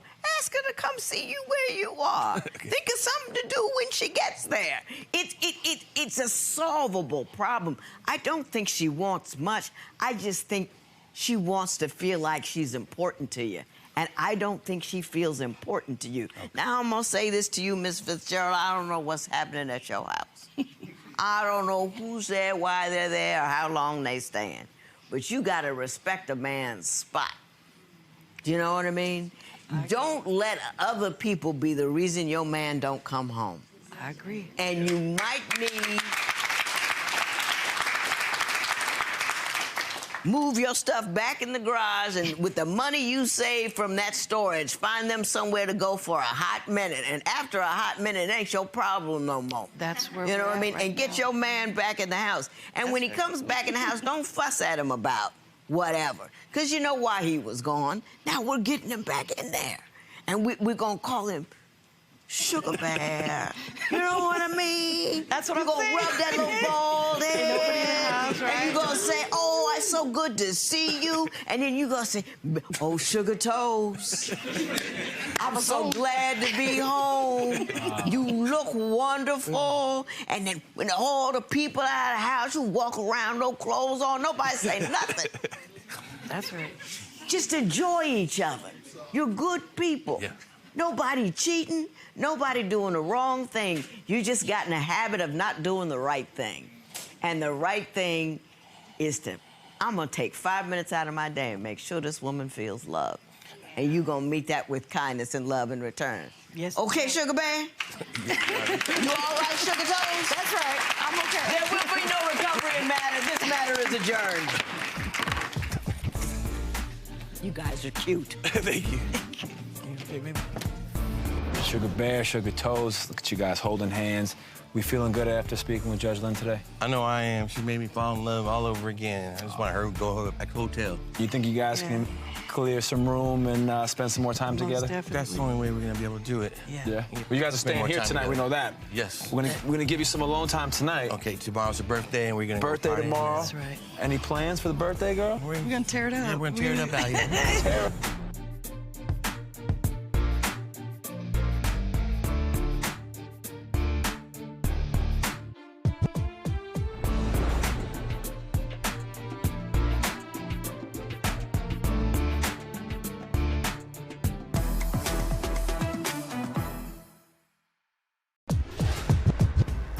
Judge, today's case, tapped out. Marriage is a lot of work. The plaintiff today, however, says that the defendant never tried at all. Let's see if he did put in some effort. Court is now in session. The Honorable Judge Lynn Toler presiding. Good day, ladies and gentlemen. I'm here today with Latasha Murray and Christopher McDaniels. The two of you have been married for 2 years, but you've been separated for 1. Ms. Murray, you have brought Mr. McDaniels here seeking $400 for the cost of the ring that you had to pawn, and you will tell me why momentarily. But before you do, I'm going to start by asking you, tell me about your marriage and why we're here today. Well, Christopher McDaniels, he abandoned me over about a year ago to go be with a he met off of Facebook that lives over in Illinois. We decided to separate because I caught him talking to her, through his phone. So we separated, but we stayed in the house together. But we were still communicating. I would cook for him, feed him. We would drink coffee every morning. So one morning, it was like, no coffee, no Christopher. I messaged his phone, he blocked me. I called it, I was blocked off his social media, everything. So I go look in his room, everything was gone. He left with no words. Mr. McDaniels, did that happen? Yes, it did. Tell me what occurred and why it occurred. It occurred because I got tired of the same patterns, going in the same circle, and I felt like I had to make a wise decision in order to get myself out of the situation that I was in. Okay, give me a picture of the pattern that had begun. As far as her cheating, I felt like she was cheating. You know, Stop. She will always be on social media. She will always be communicating You with were other guys. too. Let me talk. No. Let me talk. Tell the truth. Ms. Murray, stop. I'm sorry, Mr. Johnny. McDaniels? Yeah, so she would always be messaging other guys. So the part where I started talking to the woman that I'm with now, I started talking to her because she was always on social media and everything. So I felt But like, that's no okay, if excuse she's for on you to This go is the way looking we're for going to do it. something else. I'm going to do it too. I'm gonna do it too. No, but when I started talking to her, me and her, we instantly had a good vibe. You know, we had he put more effort conversations that into her than he did me and her with me. couldn't have. Right, I got you. You know, so that Ms. was part of Murray, my were you on social media all the time? Were you entertaining other dudes? I was on social media, and he was too. He lived in his phone. I lived in my phone. And he Not like how you would. Stop. Go ahead. He made me feel like I was single. I mean, really. I've never in any relationships ever felt like that. He didn't communicate with me at all. It was like no affection towards him. I asked him what was the problem. Was it my weight? Was it I lost 80 pounds trying to please see if that was the problem. Guys would message me, and he would go in my phone and see people messaging me. I at one point felt insecure, and the attention felt good because I wasn't getting it from him. Like zero. Well, had you two kind of fallen into your phones to such an extent that you failed to feed the marriage? Yes. I would say no. Yes. I would say that even before... Well, I got the yes from you. Now let me hear from him. I would say that even before me and her met, she was always on her phone. That's nothing new. You know, she was always doing it. And when I got with her, she was like, oh, I'm gonna stop being on social media. I'm gonna drop these two guys that were always messaging you. You said you was gonna drop them, and it was gonna be. He would go in my phone and block people. I had to go in your phone and block I had to ask him to stop communicating with people too. He was still communicating with his ex that he was with when I met him. Every time he got mad. Did both of you have inappropriate relationships, even though they were only electronic, but inappropriate conversations and conduct with people other than the other one? Is that accurate? It's true, but if Christopher at any point would have said, I want this to work, he never once, even when we were separated, he said he was going to be single. I would have fought harder for my marriage. He said, I'm not going to be with nobody. I need to work on me. But the whole time he was lying. I at any point, I just wanted him to tell me, like, I love you, we're going to work on this. He never put any effort at all. It was only me. I felt like you ain't putting no effort into it either. How?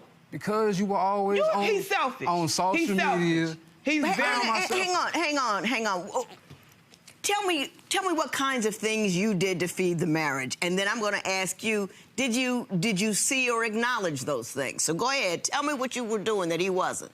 I pretty much did everything in this relationship. When I had money, we would go out and do things. When Christopher got money, he never took me anywhere. He would take his money and go hang out with his buddies. Like, I always cook. It wasn't nothing I didn't do. I tried. Like, I really did try. He didn't. I'm a talker, and I feel like if something's not right, I'm going to talk about it. And I wanted to talk to him. He wouldn't. He would get mad because I wanted to talk. He walk around with headphones on all day long. Mr. McDaniels, now, just relax. Take that in. She says she cooked. She said she tried to talk to you. She said she would take her money so you guys could go out together. Did those things happen? Yes, those things did happen. Mm-hmm. Don't you see that as an effort to feed the marriage? At the time, no, I didn't. Really? What were you doing while she was doing that, which we clearly must designate as efforts to make the marriage successful? Okay. What were you doing to make the marriage successful? Nothing. Nothing? Nothing. Do you see that, though, Mr. McDaniels, do you see where I've led you to? Yes. She was trying to make the marriage work. You did not reciprocate. Do you get that part? We barely had sex. He tried to make it like I was I felt like a creep sometimes because I always had to initiate it. Like, he didn't touch me like you want to feel some kind. I wanted to feel like he wanted me. But he didn't, so I had to initiate it. Therefore, it looked like I wanted sex all the time. But I feel like he had more sex with his phone than me. Mr. McDaniels, your response to that? She felt abandoned intimately. I did show her affection, but I didn't show her affection in the way that she wanted me to show her affection. Explain that to me. As far as, like, me and her being in the room together, I'm fine with that. We can be in the same room together. We don't have to talk all the time in which she say, I like to talk. We sit in the room together, Judge, we could be in the room together for 2 hours saying nothing. That's why but I'm fine with that. As long as we in the room together. I'm around you every day. I see you every day. I'm in your face every day.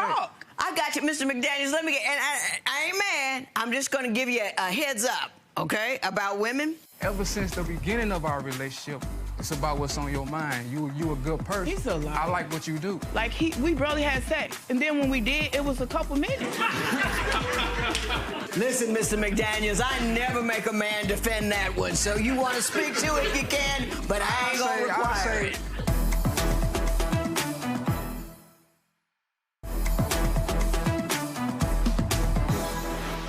First part is you can't love people in the way that you want to be loved. Did you see what I'm saying? I see what you're saying. If my husband took me to a whole bunch of baseball games on my birthday, that ain't gonna get nowhere. He loves baseball, I don't.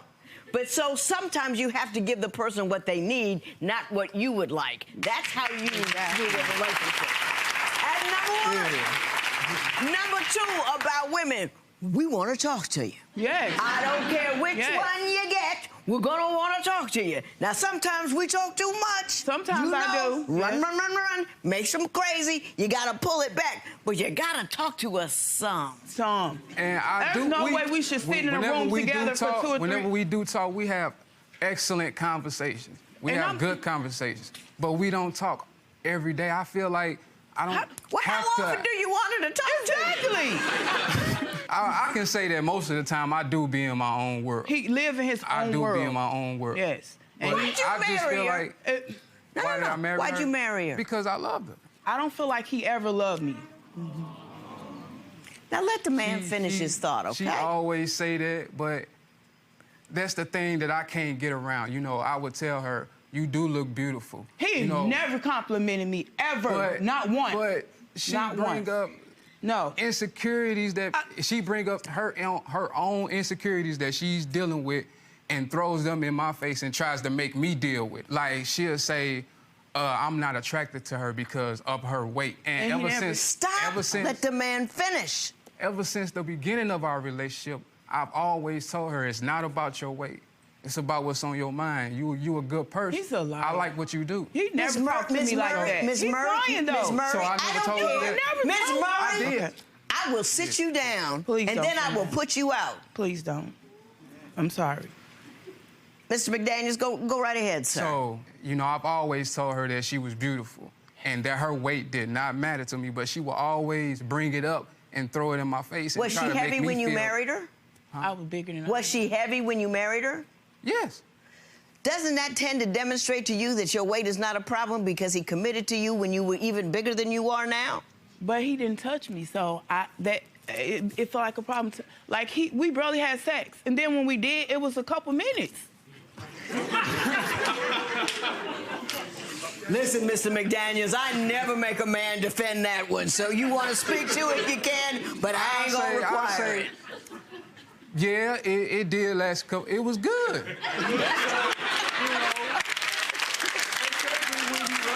you in love with somebody and you intimate with them, it's going to be like that. And to be honest, most of the time, that's why I did want to have sex, because it was the only way I could get any kind of touch or intimacy from him. Like, he never just walk up to me and hug me or touch me, none of that. Yeah. So that was the reason why. So you say that one of the reasons you believe he doesn't pay any attention to you because he's smoking all the time. Ring gone. Hey, well, I got that part. She did pawn it, and the ticket. Did she pawn it for you? Yes, she did pawn it for me. And what did you do with the money? I smoked it up.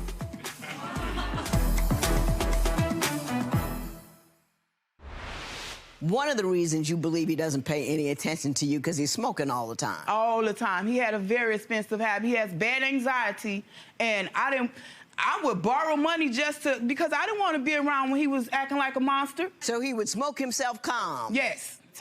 He couldn't sleep at night if he didn't. And his problem became my problem. I couldn't even get my eyebrows arched because every $10, $20 I had gave to him. Mr. McDaniels, were you puffing your way to oblivion? I wouldn't say oblivion. I would say it was to Mars. To deal with what I was dealing with. What were you dealing with? It was the fact that, you know, every day it was a house full of enemy. people. His worst enemy. Every day. Hang on, house full of people. Tell me about that. Who was in there? My kids. Her children and their friends. You do have 9 children, right? But they all don't live with me. Okay, how many live with you right now? 4. And it was always like that. We have your daughter on the phone. Miss Kathy Murray? Yeah, I'm here. Good morning, Judge. How are you? Good, and you? Just fine. I understand you would like to share with us some of your thoughts on this union. Could you please? First of all, Chris ain't He's a freaking leech. He never stepped up to be the man he was supposed to be. I told his mom she was too good for him. Chris is a sorry excuse of a man. He acts like a child. He sits on his while my mom provided everything for us. She needs to divorce this sorry today. Well, thank you, Ms. Murray. I appreciate your input. It was straight to the point. Thank you so much. You're welcome. The last thing you complained about, Ms. Murray, is that he can't hold a job. Tell me about his employment history. What employment history? He'll get it every couple paychecks he's done. Do you get a couple paychecks then quit? Yeah. Yeah, I would, but... How did you think that was going to work out? What's your employment game plan? It was, at that time... He wanted to be a rapper. Stop. I don't even like rap, but I liked his songs. But he's good. As far as my employment, I felt like I didn't have a lot of options. You know, I would work warehouse jobs where I would have to stand up 12 hours a day, or... He stands up 12 hours a day. I would have to get a restaurant job being a dishwasher, or, you know, but I'm trying to do better. I want to do better. What's wrong with that, though, to get started with? What's wrong with that? It ain't nothing wrong with it to get started, but my mind is bigger than that. He got enough money so he could smoke, and that was than that. So you can think while you loading that dishwasher. You can be thinking up your lyrics. You could be bussing those tables and thinking the whole time. Do you know what I'm saying? No, you can think through what you want to do. And aren't rappers supposed to like have the lyrics in their head? You should be practicing and keeping your rhythm. I said with the holes in the street. I got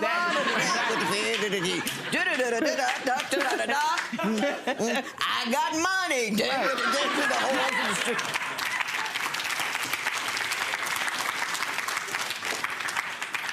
I apologize on behalf of all rapdom for that.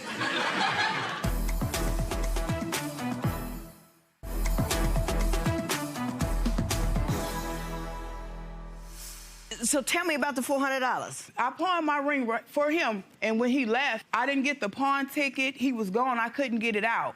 And I kept asking him, like, I don't want to lose my ring. And he said, well, I don't know where the ticket is, so I lost it. Do you have something, a receipt or something? Mr. McDaniel, you tell me about that ring. What happened? Where is it? The ring gone. I got that part.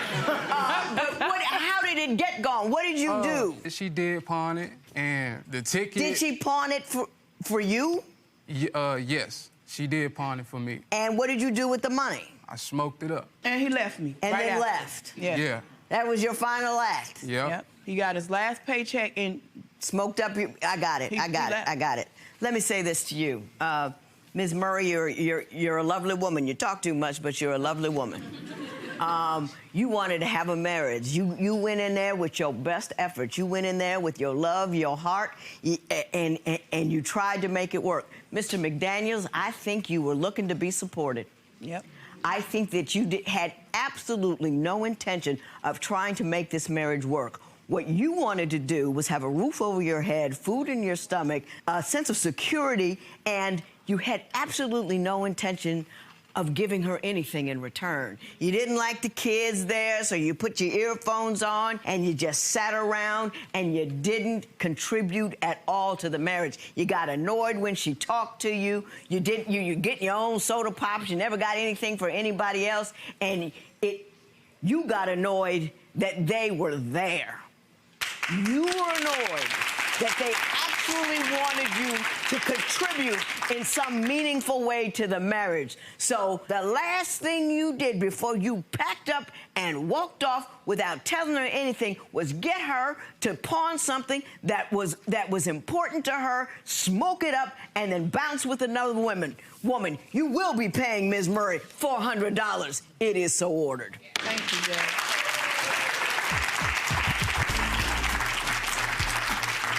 What's going through your mind now after speaking with the judge today? I just still feel really confused about what happened. I still have feelings for Christopher, but I know that we don't belong together. So, judge kind of called you out and said that you really were never there for her, here for this marriage. So, you agree with that? Yeah, I agree with that. That was 2 years ago. Things are different nowadays, and she got her opinion. It is what it is.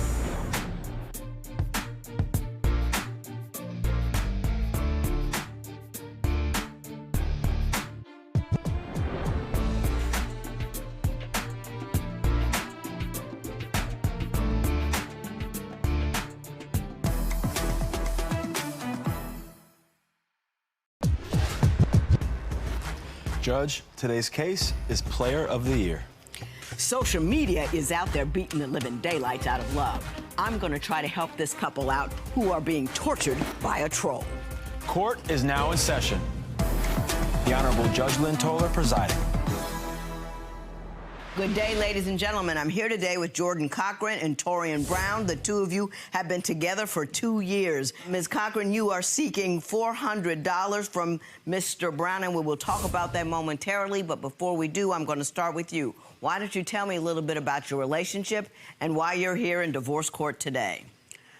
Well, Your Honor, to be completely honest with you, since the very beginning, I knew that Torian was a player. But just recently, I found out that he was into bigger women.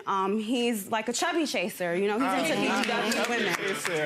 He's into women that are obviously bigger. If you take a look at myself, I'm not really, that big of a woman, So That being said, I'm not. I'm definitely here because, you know, there's a lot of What makes you think that he likes larger women? Which, by the way, ain't nothing wrong with it. But why do you believe that he prefers women of a different body type than your own? Well, Your Honor, just recently I found out that he had a dating website. That he's seeking, you know, BBW women as, you know, the headline. I thought BBW meant big booty women. That's what I thought. Personally, that's what I thought. I didn't think it was about bigger women. I thought it was about big booty Mr. Brown, women. let me ask you this, though. Even if it was big-bootied women, isn't that inappropriate when you're already in a committed relationship with somebody else? The profile that I had was from college, from back in like 2012, 2013. I just never changed it. That's not true, Your Only Honor. thing I That's changed not up there true. was that I had a daughter. You're lying. You're lying. I did. You're lying. Stop. Go ahead. The only thing what? That I changed on the profile was that I had a daughter up there. And I was like, my daughter's 2 years old. She's about to turn 3. That's the only thing I changed up there. So you took your daughter off and left the big booty women on there? No.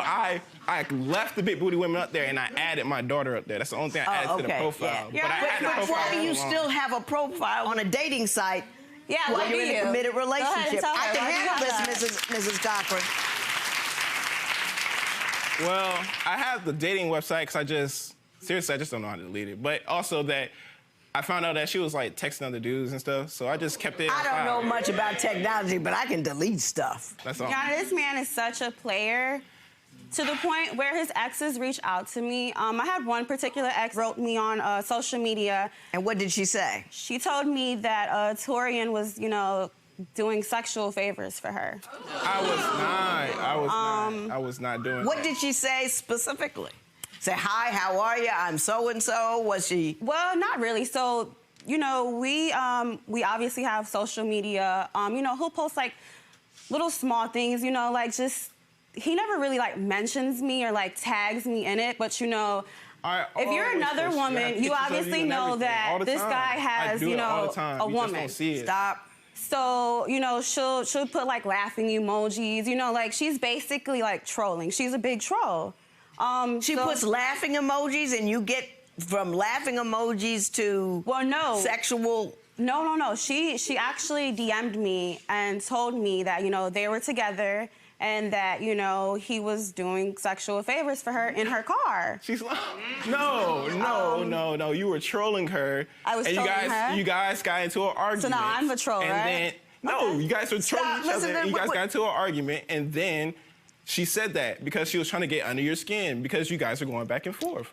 A troll's job is to misdirect your day and get you emotional and get you to chase them around. If you ignore them, then they lose. Facts. Well, I personally feel like I told you exactly that. If you're my man, you should be able to shut things like that down. Mr. Brown, hey, we will not be doing that here today. Mr. Brown, did you put this woman in check? Yes, I've been told that I had a girlfriend. She was with me the day that I seen her. She came over there to say something to me, and I told her that I was with her. Everybody knows I'm with her. I post her all the time. Everybody, my family, my brothers, my sisters, everybody knows. But when you saw that she was trolling her, did you say, hey, yes, I told both stop. of them. I told her to stop trolling, and I told the other girl to stop messing with each other. Like, they need to stop, period. He has no control, like, at all. Well, you know, Ms. Cochran, let me tell you something.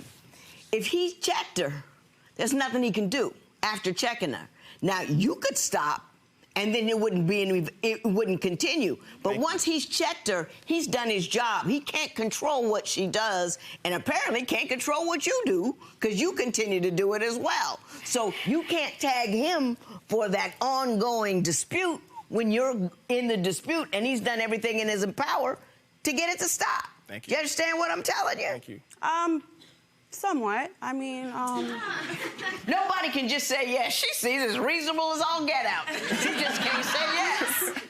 There's no arguing with that logic. Tell me something else that's going to make me be mad at Mr. Brown. Oh, well, Your Honor, Torian feels like it's okay to still, like, have a relationship with, you know, people that he's had sex with in the past. Give me an example. There's this one particular female that has been around our entire relationship. When I tell you our entire relationship, this woman has been there since day one, okay? I've asked him to block this girl, you know, just simply because for some reason I don't understand like the obsession that you have with her. Well, give me some examples. I do not understand the obsession, to be completely honest with you. Ms. Cochran, give me some examples of what she's doing that intercedes they go in your back life. and forth on social media, you know, day and night, you know. Day and night? What? Day and night. It is day and night. What kind of things do they say? You know, he wants to hang out with her. You know, he wants to see her. He wants to know how she's doing. That relationship with him and this one particular female, it makes me feel so uncomfortable. Okay? I got you. I'm extremely uncomfortable. I asked him to block this female. I did. He blocked her. You did. You blocked her. Yeah. Yeah, for like a few days. And then what? I go onto the phone, Your Honor. And he's messaging her again. He's liking her pictures. He's on, you know, her social media. Mr. Brown, Never. I just what do you talked to say you the about other this? day messaging her, trying to see how she was doing, right? After 2 years, let me ask you, Ms. Cochran. Yes. I'm gonna block you in a minute. And I did that. I appreciate that. And so I blocked her again. We're still together. I blocked her again. Betty. Have a seat. Well, thank you, Mr. Brown. Now I'm gonna ask Ms. Cochran, you think you have enough sense to get up here and conduct yourself like a grown woman? Do you believe so? If not, Nick will take you right out.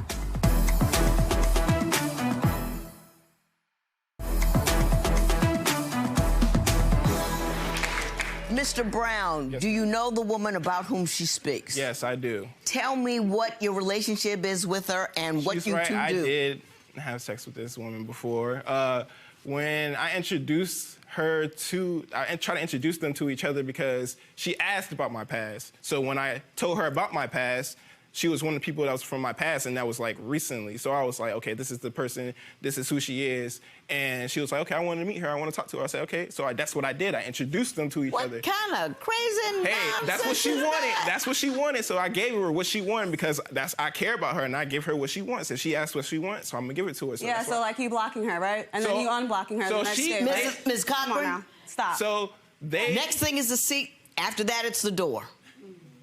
So they talk to each other, they go back and forth, and then I guess she just wasn't comfortable with it. She told me to block her. I blocked her. Okay, I did that. Okay, so we going on with our relationship. Things happen. I unblocked her because I just wanted to be petty, and I did that. I appreciate that. And so I blocked her again. We're still together. I blocked her again. Betty.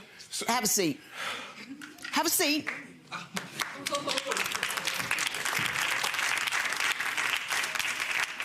See, Judge, that's why I can't talk to her at home, because every time I try to talk, I get cut off.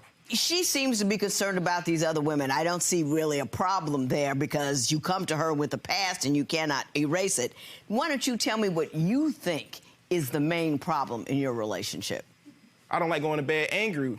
So, like, I would, like, try to talk to her, I'll try to hold her or something like that. You know what I'm saying? And try to make it good, make it nice. Yeah, so that we can have the rest of our day and stuff like that. And no, get off of me. Don't touch me and stuff like that. Like, things of that nature constantly hurt me. I want to be with her and I love her a lot, but it's just like... You need more than that. Yeah. Well, thank you, Mr. Brown. Now I'm going to ask Ms. Cochran, you think you have enough sense to get up here and conduct yourself like a grown woman? Do you believe so? If not, Nick will take you right out. Can you do it? I can conduct myself as a grown woman, yes. Please, rejoin us. Thank you.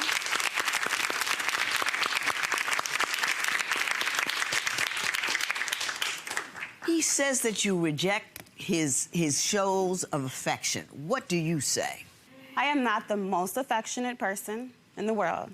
But after just dealing with just so much sometimes, Well, tell me what you deal with. You've complained about his money situation. Why don't you tell me what's going on with that?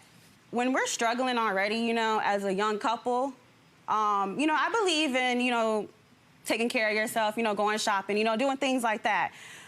But when you just go out on the limb and you're like, I'm about to buy, 50 pairs of, $50 underwear, and I'm about to buy, $100, worth of jeans. I'm gonna go buy all these shoes, and Mr. Brown, you're not worried about the household. You're not worried about me. You're not worried about taking care of bills. Like, you come first.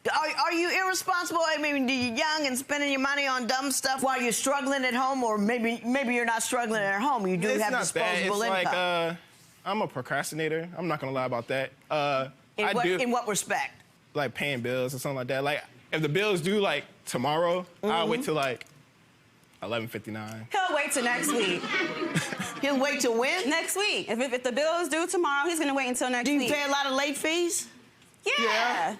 Stupid tax. Yes. That's a tax on stupidity. You're going to give them more money than they're entitled to. They don't really need it. No, they don't. You know what I mean? It's just like, man, there's some stupid people out there who won't pay on time. So let's charge them an extra $50, and you're falling into that trap when you don't have to. I understand it if you don't have it, but if you got it and just not paying it, stupid tax. I mean, I take care of it. But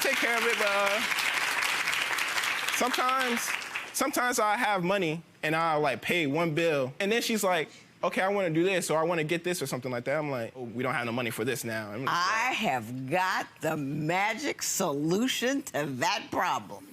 So she's like, yeah, you don't do. Do you say things like that to him? Whenever he drops the ball or is not quick enough, do you say things like that to him? I do. I do. And then she's like, okay, I want to do this or I want to get this or something like that. I'm like, she asks, you turn around, you look at her and you say, no.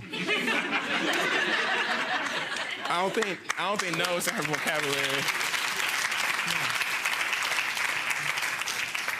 You say she's verbally abusive, Mr. Brown. Tell me why you say that. When I lost my job, I was working delivering beer. Next day, right after I filled the paperwork out to get hired at full-time, I got let go.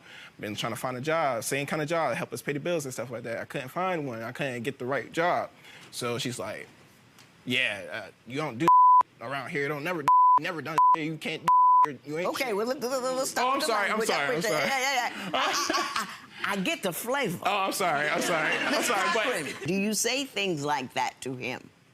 Whenever he drops the ball or is not quick enough, do you say things like that to him? I do. I do. Yeah. It's not right.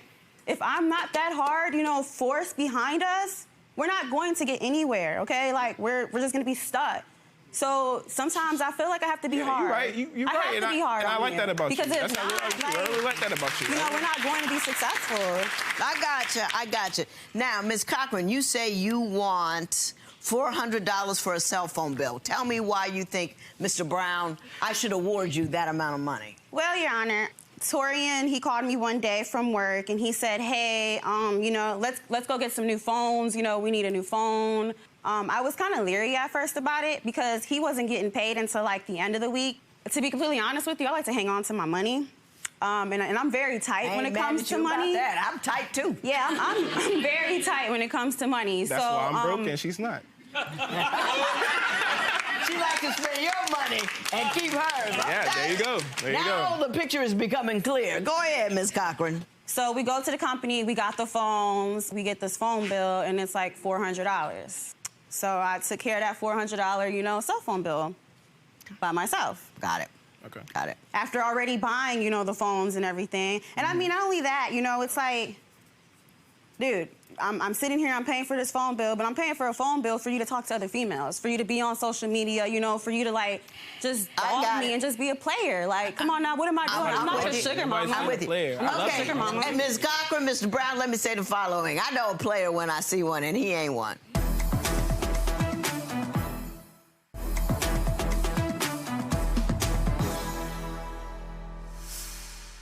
No. Practice it at home in the mirror. Well, Your Honor, no, it's not time for you to talk. It's time for me to talk. Yes, ma'am. No. But he's a good dude.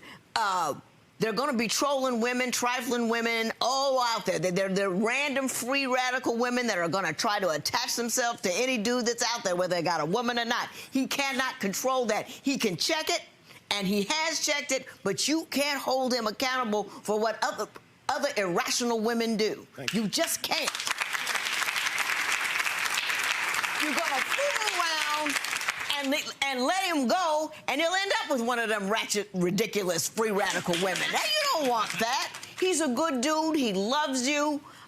He lets you keep your money and spend his. Oh my goodness! If you can't see a good thing when one's in front of you, you're destined for an unpleasant situation. This cat is a good dude. Don't be worrying about all that. Don't be trolling people online. That is so ridiculous. They're sucking up your mood, your time. They're raising your blood pressure. And for what? Thank you. And for what? She wins every time you spend a minute of your day fooling with her. She wins.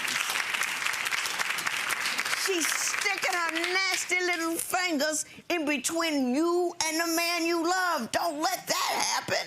If you can't control your social media life any better than that, get off. There's a whole lot of things you could do other than call people names over the net. Whole lot of much better things to do. You better pull that mouth in, too. I know he's a little bit, he's languid. He's just like, hey. Yeah, I'm gonna get there, baby. I'm coming. I get that.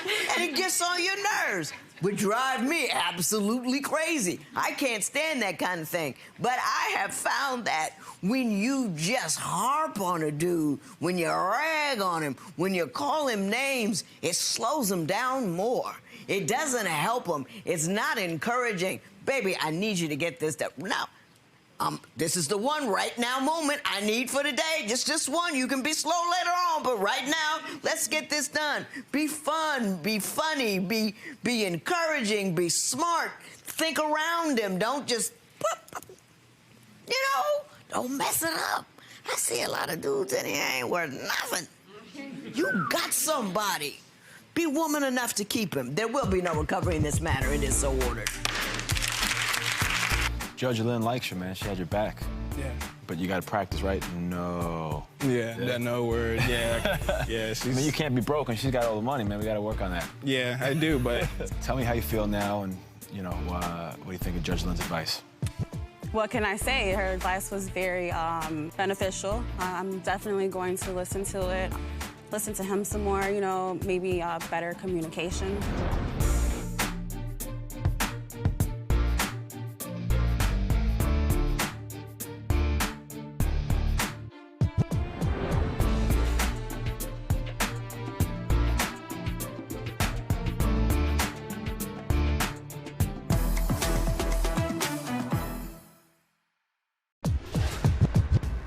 Judge, today's case, Players Club. They're both 22 years old. She supports the both of them by making sexy videos. Of course, he doesn't like that. We've got to see if their relationship can survive. Court is now in session. The Honorable Judge Lynn Toler presiding. Good day, ladies and gentlemen. I'm here today with Ray Mallory and Raina Pendry. The two of you have been together for a year. Mr. Mallory, you have brought Miss Pendry here seeking compensation for something you say she took from you and pawned, so we will discuss that momentarily. Okay. But before we do, Mr. Mallory, I'm going to start with you. Why don't you tell me a little bit about your relationship and why we're here in divorce court today? Okay, well, I'm here because I have a problem with what she's doing. And I feel like she'd rather show her ass to random men other than appreciate me for all the love I try to give her. I feel like she basically sells pictures and videos which are explicit to random people, and it's a problem for me. I don't like it. I want it to stop. And that's the reason I'm here. Now, in what manner does she sell pictures and videos? It's How does this work? It's social media. Social media? Maybe I should ask Ms. Pendry. Ms. Pendry, why don't you tell me, explain your business to me? Yes, so I have a social media website. It's a premium, and people pay monthly for a subscription, and I just make videos of myself, show my personality, and they like it. I actually have a video that I sent in. This will resolve the entire question, so let me take a look at what we got here. Hi, so I'd like to tell you about my premium. It's $20 monthly, and all of my subscribers I write down in this journal and the day that they're supposed to pay again. If they do not pay again on the next date of the next month, they get blocked from my story and they can no longer see my content. I get all of my followers and subscribers from various social media websites. But yeah, that's a little bit about my premium. Now, So, yeah. what do the premium people get to see? Really just videos and pictures of me, like, in nice lingerie or of myself. And, yeah. But, I mean, it's nothing... I don't think it's anything bad. If I wasn't doing it, we wouldn't even be able to have a place to stay. We wouldn't be able to live anywhere. We wouldn't be able to even put the clothes on our back or eat anything. How much do you make with this venture? I can make up to $4,000 a month doing this. Now, Mr. Mallory, do you two live off of the money that she makes doing this premium channel? It does help, but that's not it. Like, I just want her to understand that she doesn't have to do that. Like, there's other options. There's other ways for a female out here to make money. I understand that it's easy. But you were okay with it at first. I understand it's easy. If you don't gotta do nothing but look at your phone all day, it's easy. But I feel like if you really want to make somebody happy, that's not what you're gonna do, period. I have evidence that she's sitting here talking to she's like actually talking to people. Like, the app is not social media, so you are meeting these people. People are hitting her up like, hey, you want a sugar daddy? Like, let me take care of you, let me spoil you. And she entertaining it 24/7. I just feel like it's danger in our relationship. Are you meeting up with people? No, I'm not meeting up with people. I took a long time for that no to cross your lips. No, and he helped me make it so I could get people on the premiums. Is that true? Did you help her set that up? No. Yes, it is. Let me ask you this. If she quit tomorrow, could you support the two of you? Yes. Is that true? Yes. What do you do? I work construction. I help people move. Basically, the only problem with my employment is that it's not steady. Like, I find work. I don't have a regular job, but I do find work at least 3 or 4 times a week. Every time that you get a job on Craigslist, you cannot keep it. They tell you that, oh, I might have some work for you the next week, and you bank off of that and then blow all your money on stuff that you do not need to buy.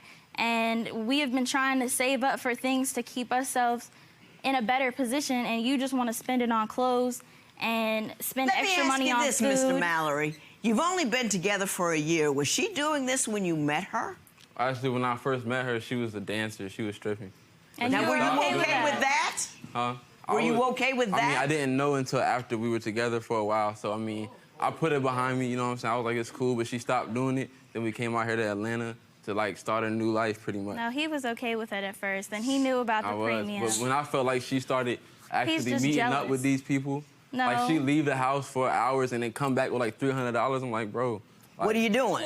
Exactly. Well, how Actually, am I every supposed to feel time about I leave the house, you are at work, and you're so insecure that you think I'm leaving with other people, and I'm not, just because you're not there to see what I'm doing. Do you ever, though, leave the house for a few hours and then hang on and return with $300 that you didn't have when you left? I've left the house one time and returned with $100 that my mom Western Unioned me, and he thought that I went and did something else, but I didn't. I went and got groceries and got more money so we could pay for our rent for the next week. And he wants to talk like it's such a problem, but every time that we go out anywhere, he's talking about girls' butts to me like I'm his homeboy or something. Do you sexualize women and you just mad when she does that? No. No? It just be like a joke. I mean, I be telling them, like, it's natural for, like, we young, it's natural for us to find other people attractive. It's natural. Like, I'm not gonna sit here and act like I never seen the girl, but like, yo, she cute. It's natural, but I just don't want you to be so insecure about it. You like, just don't talk to me. I'm like, damn, she cute. Like, why can't we just both be on the same page with it? Like, I don't know. But you could say that You to your seem to friend. want to restrict her sexuality but explore yours. Did I get that wrong? No.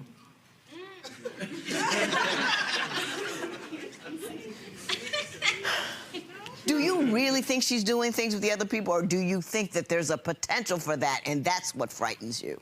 Well, it's frightening every time that I even think about it, because, like, some of these dudes really be offering her a lot, you know what I'm saying? Like, I'll give you $3,000 and I'll fly you out, all this, all that. And I'm just like, dang, like, all I have to do is just make her mad enough so she be like, you know what, forget it. I'm gonna go live lavish with this old, weird dude in a diaper.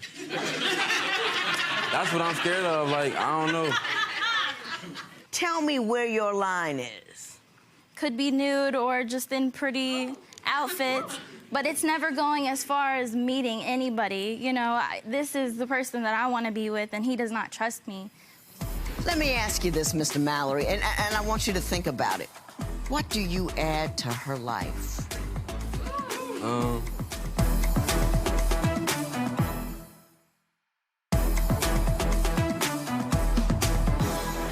Mr. Mallory, you say she's boring and you say he's childish. I'm gonna start with the boring part.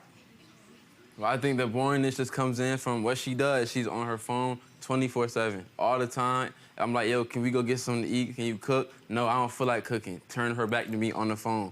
I'm like, yo, we should go work out today. Let's go to the gym. Let's like do some push-ups. Let's do something. She's like, no, back to me on her phone. Everything I want to do, it's just no. I'm on my phone all the time. And you should be at work. All the time. All right, now, are you not? That was a very good comment. That was a very good comment.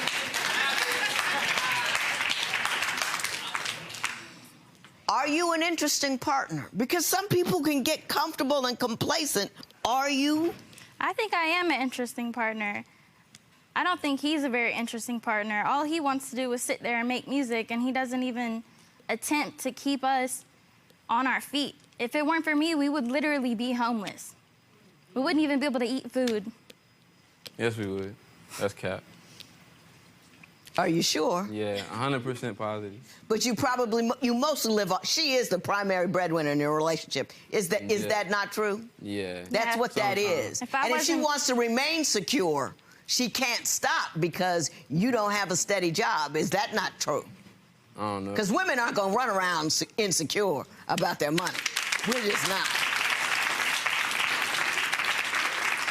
Do you agree that that's true? I mean, it is, but I just feel like it's just damaging our relationship because she's putting like so much more time and effort into that than me. And that's why a lot of times I get so emotional and I'm like, you telling these guys like, oh, hey, baby, you want to like see this, see that? But I don't even get that at the house. Like, you just turning your back to me being boring. Like, you telling these dudes all this stuff, but I don't even get that. And that's what a problem, like... Really. She's not being affectionate with you. Is that Exactly. is that it? Now, are you affectionate with him? Because I'm very you do affectionate. this, that, and other out there. Are you taking Yes, I'm care of very home? affectionate with him. And when he's talking about me not wanting to make food, he acts like that's my job, like I'm supposed to do that. When he comes home from anything which is not working, he just throws his stuff around, and I'm the one that's supposed to pick it up like I'm his maid or something. That doesn't make a woman want to be nice to you or want to love on you.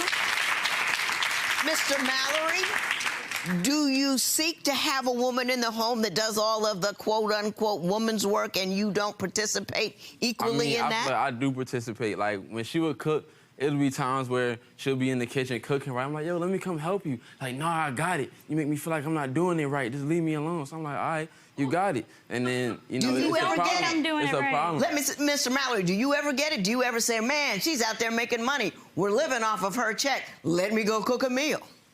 I mean, I don't know. No. That would be a no. No. That would be a no. Do you clean up? Yeah, I clean up after myself.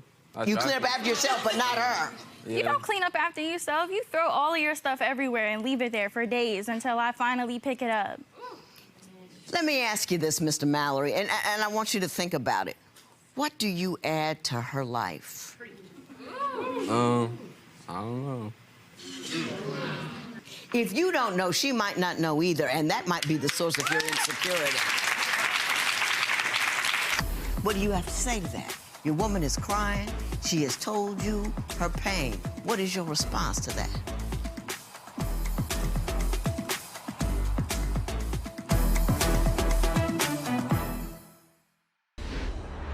If he is so lightweight, as you claim, why are you still with him? Because he wasn't like that at first.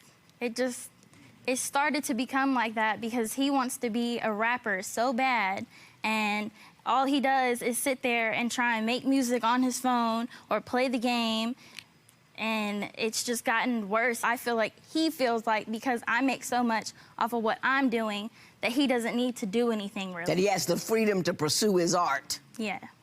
Is that true? Is that how it's working I'm out? my art regardless. Even if I was working a 9 to 5 every day, when I get off, I'm gonna be in the studio. That's just what I like to do. That's my passion. That's what I love. I just feel like people think, oh, the chance of you being a rapper is so slim, just give it up. I'm never gonna give it up. That's what I love doing, like that, period. That's what I wanna do, so I'm gonna do it. And I don't care if you rocking with me or not, I'm gonna do that. And it's just like, it's not that the fact that she make it so much, because I do try, but like, I appreciate what she does, but it's just like, I feel like she doesn't have to do it like that. I feel like she wants me to find a job, I want her to find a different job, as much as she wants me to get one, you know what I'm saying? But you knew from the start that I wanted to do this, and I like that I have my own business, and you were perfectly fine with taking pictures of me. But now it's such a problem. Did you do that? Yeah. Did you not have a problem with it? You knew what she was using them for. I don't know. He never knows. Have you had enough? I mean, I want it to work out, but... Well, what would need to happen? Some more responsibility within his job and anything just to keep us afloat. Like, I feel like I just do everything. Like, we've been trying to get a car for so long. Every time that I get enough money and he gets enough money... Look at her. Listen. Keep going. He spends it on, like, the dumbest things. He doesn't even care about getting a car so we don't have to keep getting Lyft all the time. Does it make you frightened? I'm sorry. No, you don't have to be sorry. Take your time. I want him to really hear exactly how you feel.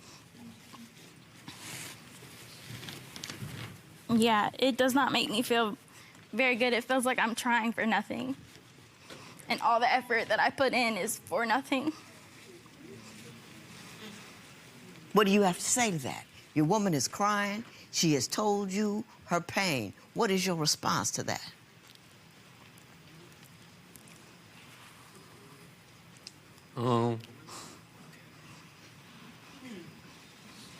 I mean, I be trying. I do. It's just like, I just want what I want at the end of the day. It's just... Gotcha.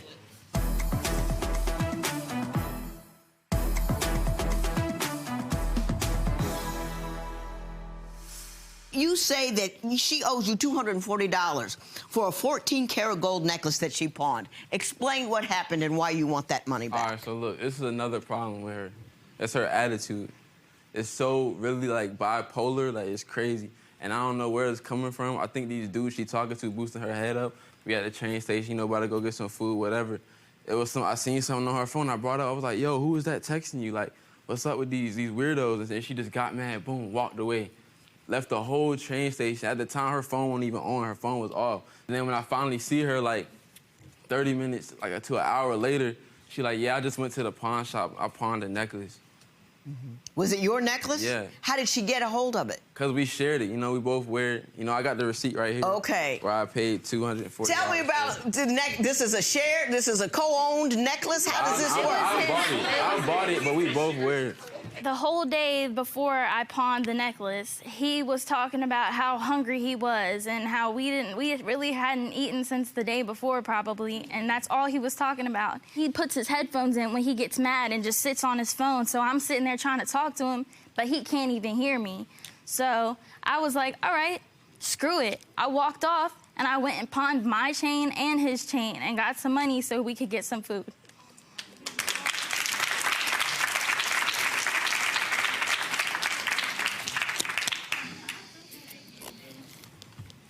Ms. Pendering, you're a beautiful young lady with an entrepreneurial spirit. I'm not quite sure why you're staying with a guy that doesn't add anything to your life. All he's doing, he's nagging you about the way in which you support him. He's accusing you of being a cheater and basically a prostitute. He's telling you you're not about anything by doing those things. Then, in order to get you to stop, he doesn't say, look, I'm gonna go out here, I'm gonna handle the bills, I'm gonna do it. What he does is just pester you about, you ought to get a different job to support me with, not the one that you currently have. A man comes in and says, listen, if I need a certain thing, I'm gonna go out and make it happen. If I don't want my wife to work, if I don't want my woman to do this, I'm gonna go out there and make sure she's secure, that she has food, that she has a roof over her head, so I don't have to worry about how she's making money because I got it handled. He's not even considering that as an option. He doesn't make you feel good about yourself. He doesn't support you. He doesn't help you. Every time you talk or do something, it's hurtful. What's the point? I don't even know anymore, to be honest. Yeah. Loved you. I ain't mad at you, Mr. Mallory. I've had I've had 6 22-year-old boys go through my house. They have eventually grown up to be men, and you're going to get there one day. You're not there now. You don't have the right to denigrate somebody else's way of making living. As long as it's legal, leave them alone. If they're feeding you, you need to be grateful and then shut up. If you don't like what they're doing, what you need to do is make sure that you're adding to their life in some way that allows them to live freer and live easier. If you can't help a woman, if you can't add something, if you can't bring something to the table in terms of love, support, or anything, leave her alone. It's not fair. You understand what I'm saying? This woman sold your necklace and her necklace to put food in your belly while you had earbuds in your ears. You will get nothing. There will be no recovery in this matter. Judge Lynn told her to leave. What are you willing to do to try and keep her? Show her that I'm worth it. I gotta get on my grind, I guess, and at least try to make her feel like appreciated, really. Are you willing to give him a chance here to fix this? I want to give him a chance, but I just think if it continues any longer, I won't be able to. If he did get a job, are you open to finding another career choice? No, I don't think that I would change my career. All right, well, wishing you the best, all right? Okay.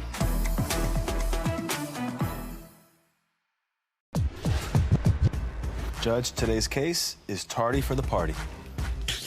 Booze, alcohol, do it fluid. This couple is floating in a river of it. Let's see if I can help get them out.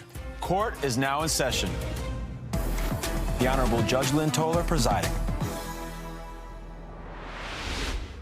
Good day, ladies and gentlemen. I'm here with Dashia Goodwin and William Goodwin, Mr. and Mrs. Goodwin. You have been married for 2 years. You have 1 child together. Mrs. Goodwin, you're seeking recovery for expenses that you've incurred with respect to your daughter, and we will talk about that momentarily. However, before we do, I will ask you to tell me a little bit about your marriage and why we're here in divorce court today. The reason why I'm here, Your Honor, is because I had no idea that this man was an alcoholic and a cheater, and if he don't get himself together soon, we're done. How often do you drink and how much do you drink? And do you think you have as big a problem as she contends you do? I drink once I get off of work. I sit on, well, if I'm off, I drink. No, like, Your Honor, Do you drink every day? Yeah, I yes. drink every day. How much do you drink each day? Altogether, probably I say like a 12-pack or 18-pack. 12 to 18 beers every day? I mean, all like a 24, like the 24 ounce, but it's not like the. I drink like 3 or 4 of those. 24 ounce? No, like I drink like 3 or 4 of those a day. 3 or 4 24 ounces a day. Is that accurate? No. You tell me how much you say he drinks. He'll get like a 12-pack. He'll sit outside and drink that every night. He'll probably get like an 18-pack and drink that too. Like the 3-packs, the taller But I'm not cans, drinking by he'll sit there. myself. As long as she just said that, I'll be sitting outside with my friends. Yes, right? he's So we drinking all by drinking. himself. So I'm not He's drinking drinking the by whole himself 12-pack because by his myself. friends, they provide the alcohol for him, like the liquor and things like that. But he provides the beer and everything for himself. So he's drinking hard liquor in addition to the beer? Yes, I mean, What yes, kind he of is. hard liquor do you drink? I barely even drink liquor. Parmesan. If I do drink liquor, that's what I. he But does. I don't buy. She know I don't go to the liquor store and buy liquor. Uh-huh. I mean, if But somebody if your friends has have some, some, I'll you'll drink, have but a taste. I'm not. Are you at all concerned about your alcohol consumption? It could be a problem. It is. It could be a problem. It's a very big problem. Name a day when it became a problem. You got to have a story for me. Name a day when it became a problem. It became a problem when I noticed that it's been a change in him. It has become a problem because he'll sit there, he'll even drink before he go to work, and that'll cause him to call out from work. He don't want to, like he'll sit there and tell the people, he'll sit there and tell stories to the people that he had to go bail someone out of jail or, and it's not true. He's just not willing to go to work because he's sitting out there having a good time and he's not wanting to go. She calls out of work too. Mm-hmm. I mean, a lot. We'll talk about that momentarily. I'm going to get to you. I get paid for mine, though. But do you, do sometimes you opt to drink as opposed to go to work? No. I mean, You just said she calls out of work too, which indicates that it's something you do. Because I work in the evening, so, and I usually wake up pretty early, and I have a few beers. If I feel like I'm not capable to go to work, you won't. I might. No. I'm not finna put that What kind of, do you get inebriated every time? You get drunk every time? You just get a little buzz going? Yeah. Is that true? He be drunk and high at the same time going to work sometimes, Your Honor. He does. He does. Give me what kind of inebriated person is he? Is he a happy drunk? Is he a mean drunk? He's a happy drunk to a certain extent. When he figures out something is not going his way, then he gets angry and try to accuse me of doing things that ain't even there. And Like, sometimes she uses that to her advantage. Like she knows when I'm drinking, so you don't and I'm remember? happy, so she'll start like nitpicking and start coming up with stuff to start. I mean, because I'm in my happy place at this point. You know, so I don't need to hear this, that, why this, why that, why this, why that, why this. I don't want to hear that. Yeah. So now now you done blew my drunk a little bit, so now I gotta go get some more to get back where I was. I mean, nobody wants to hear that. Get your buzz back. Yeah, trying to you get my gotta get your buzz back. But you done killed that.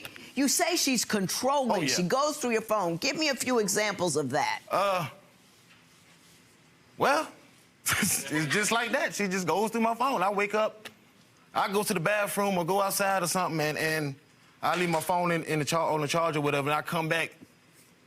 Who this is? I thought you said you didn't talk. Who is this? What?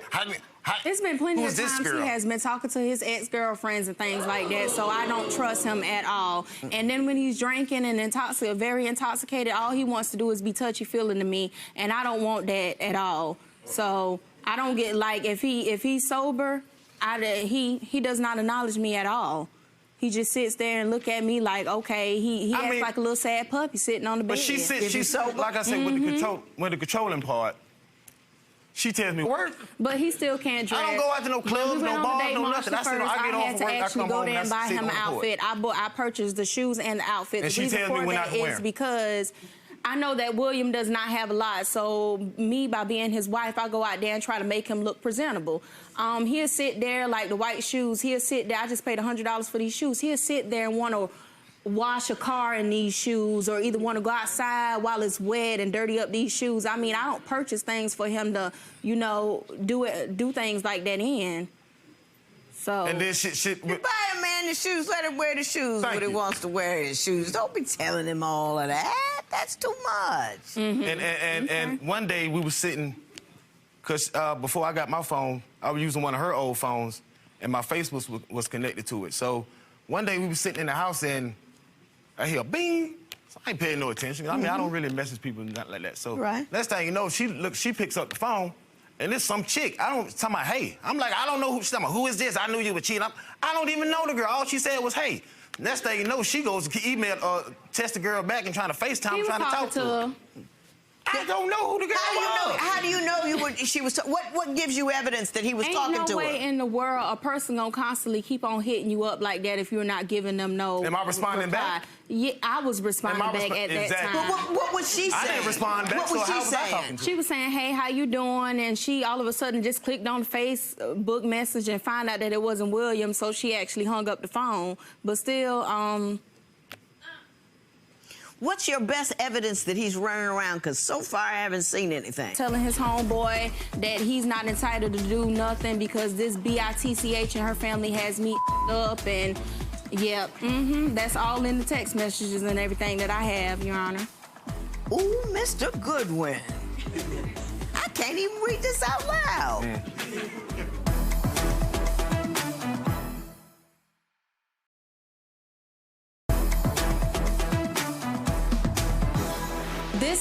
This text message right here was when he was just writing a random thing, and this right here where he was asking me for money for drugs and everything. Okay.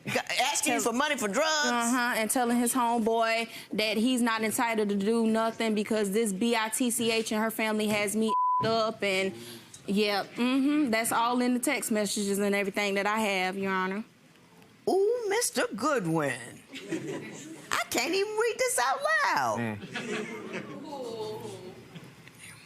You say you're not an alcoholic. I never said that. Well, are you an alcoholic?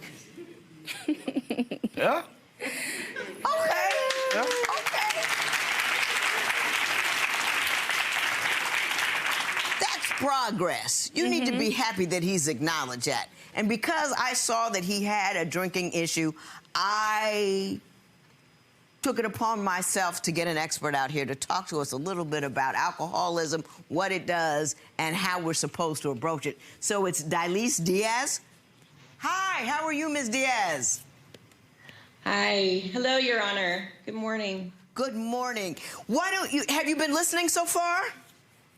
Yes, and alcohol is really at the root of all of this. And that's a very, very serious problem that really nothing else is going to be addressed until the alcohol is addressed by both this gentleman and his wife. Well, Mr. Goodwin did a wonderful thing just now. He acknowledged that he was, in fact, an alcoholic. What would you say is his next step after he has recognized the issue?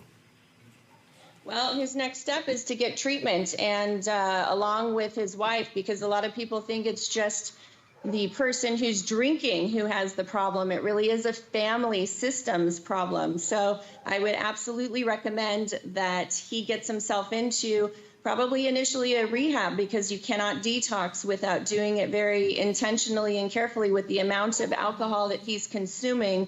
It could be lethal to him if he tried to quit on his own. It's very critical for him to get the right help. Could you tell me what Mrs. Goodwin's role in his recovery would have to be? Because you said it was a family system problem.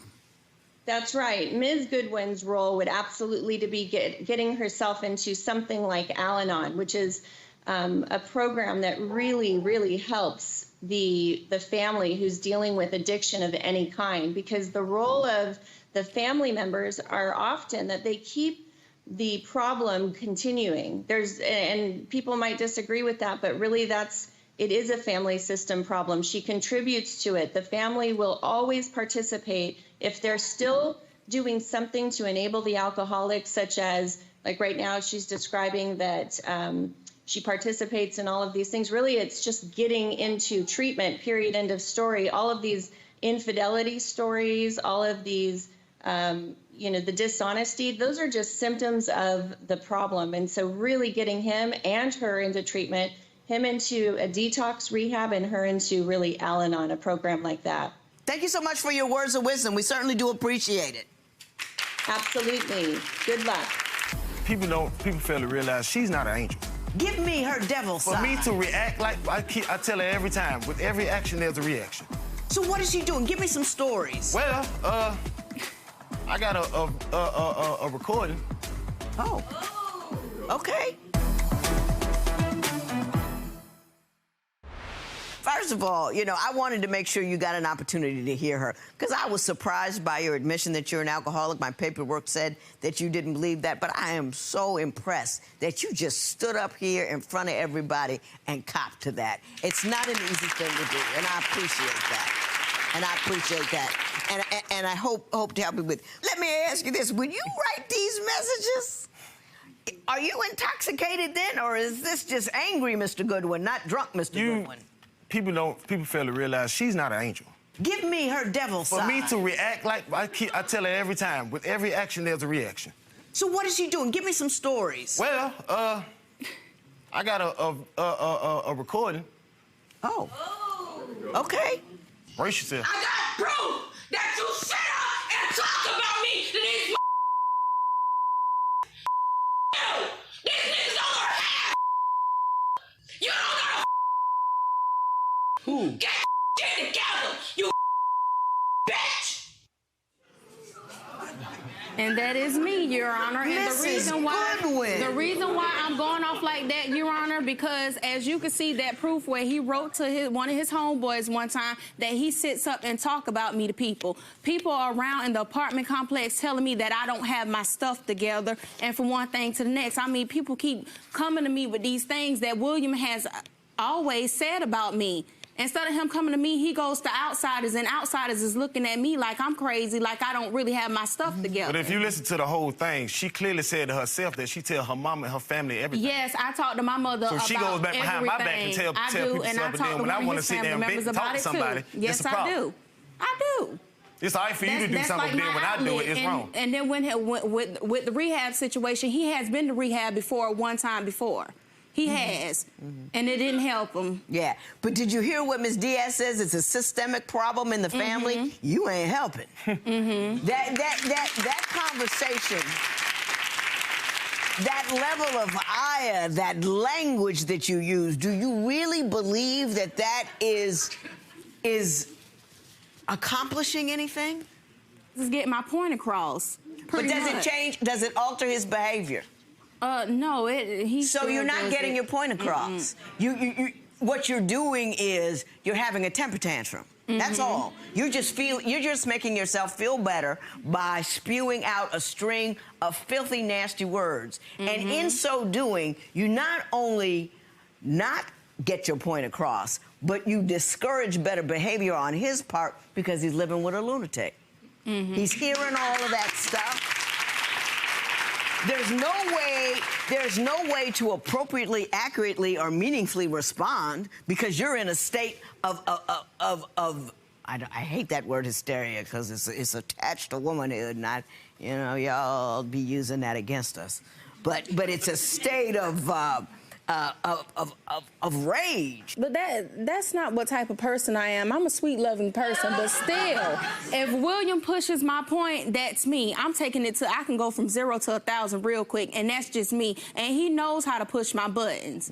I don't. Somebody you can have, cross the listen, street you have no buttons. in front of you, you have absolutely no buttons anywhere on you. You're a grown woman. You can decide to respond any way you want to. He don't run you. You know what I mean? And you know, if anybody can upset you, everybody can own you. And what kind of life is that? Running around responding to what everybody else sends into your direction. I know you're upset. I know you're sick of him. I know he drinks too much, but he does have a job. He's, you know, and all that kind of stuff. What you just did there is not helpful.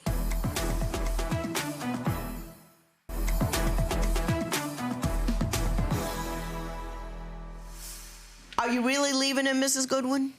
I am thinking about it. I'm going to give him about 2 weeks. If I don't see any change, then I'm leaving. Yes, ma'am, I am. You know, 2 weeks isn't enough time for an alcoholic to get straight. I done gave him a lifetime. You've given him a lifetime? Yes, it's done been going on for 2 years now. Yes, ma'am, I will be. Mr. Goodwin, what do you have to say to her? Give her, turn and look at her. You turn and look at him. 2 weeks notice. Give her your best shot at telling her how things are going to be different. If, in fact, they are. If not, turn back around and we'll talk. I can slow down the drinking if you can learn how to control your temper. I can do that. When I get off work, I don't want to hear I just want to sit down, drink me a few beers, and watch TV like I normally do, or go to sleep. Okay. Can we make this a two-way effort? Yes, that's the step that I got to take to go to counseling myself. Right, right. And you can learn to be, that's completely and utterly within your control. A lot of people say it isn't, but it is. Your temper, your all of that. So you want $500 if, in fact, you do leave. Tell me why you believe Mr. Goodwin should pay you $500. So my mother had to end up picking up from, I say it started in March until now. My mother just recently stopped, you know, paying everything that was all backed up. Mr. Goodwin, I'm not going to make you pay any money because it's staying within the same household. You taking money out of one pocket and putting it in the other pocket. But I'm going to say two things to you. You have got to control your drinking enough. I'm not telling you to stop. If you stop all of a sudden, it's going to be a problem. But enough to get to work all the time. If you two continue as you are, you screaming and you drinking, your kid does not have a shot at rational. Mm-hmm. She cannot grow up in that kind of uncertainty, chaos, and static and turn out okay. You're solid enough to make it work, and it is my hope that you are able to do so. There will be no recovery in this matter. It is so ordered. He says he's going to cut back on the drinking. Do you believe him when he says that? He has to prove that to me. I would say when he prove it, then, you know, I start believing everything. But for right now, no, not really. I don't. So if he doesn't, will you leave? In 2 weeks, yes, I will. So it's a hard 2-week Mm-hmm. It's a hard 2 weeks warning. Yes, sir, it is. I mean, Judge Lynn dug into you a little bit. We heard that recording. I mean, Mm-hmm. will you cut back on that temper a little bit as well? Yes, I will.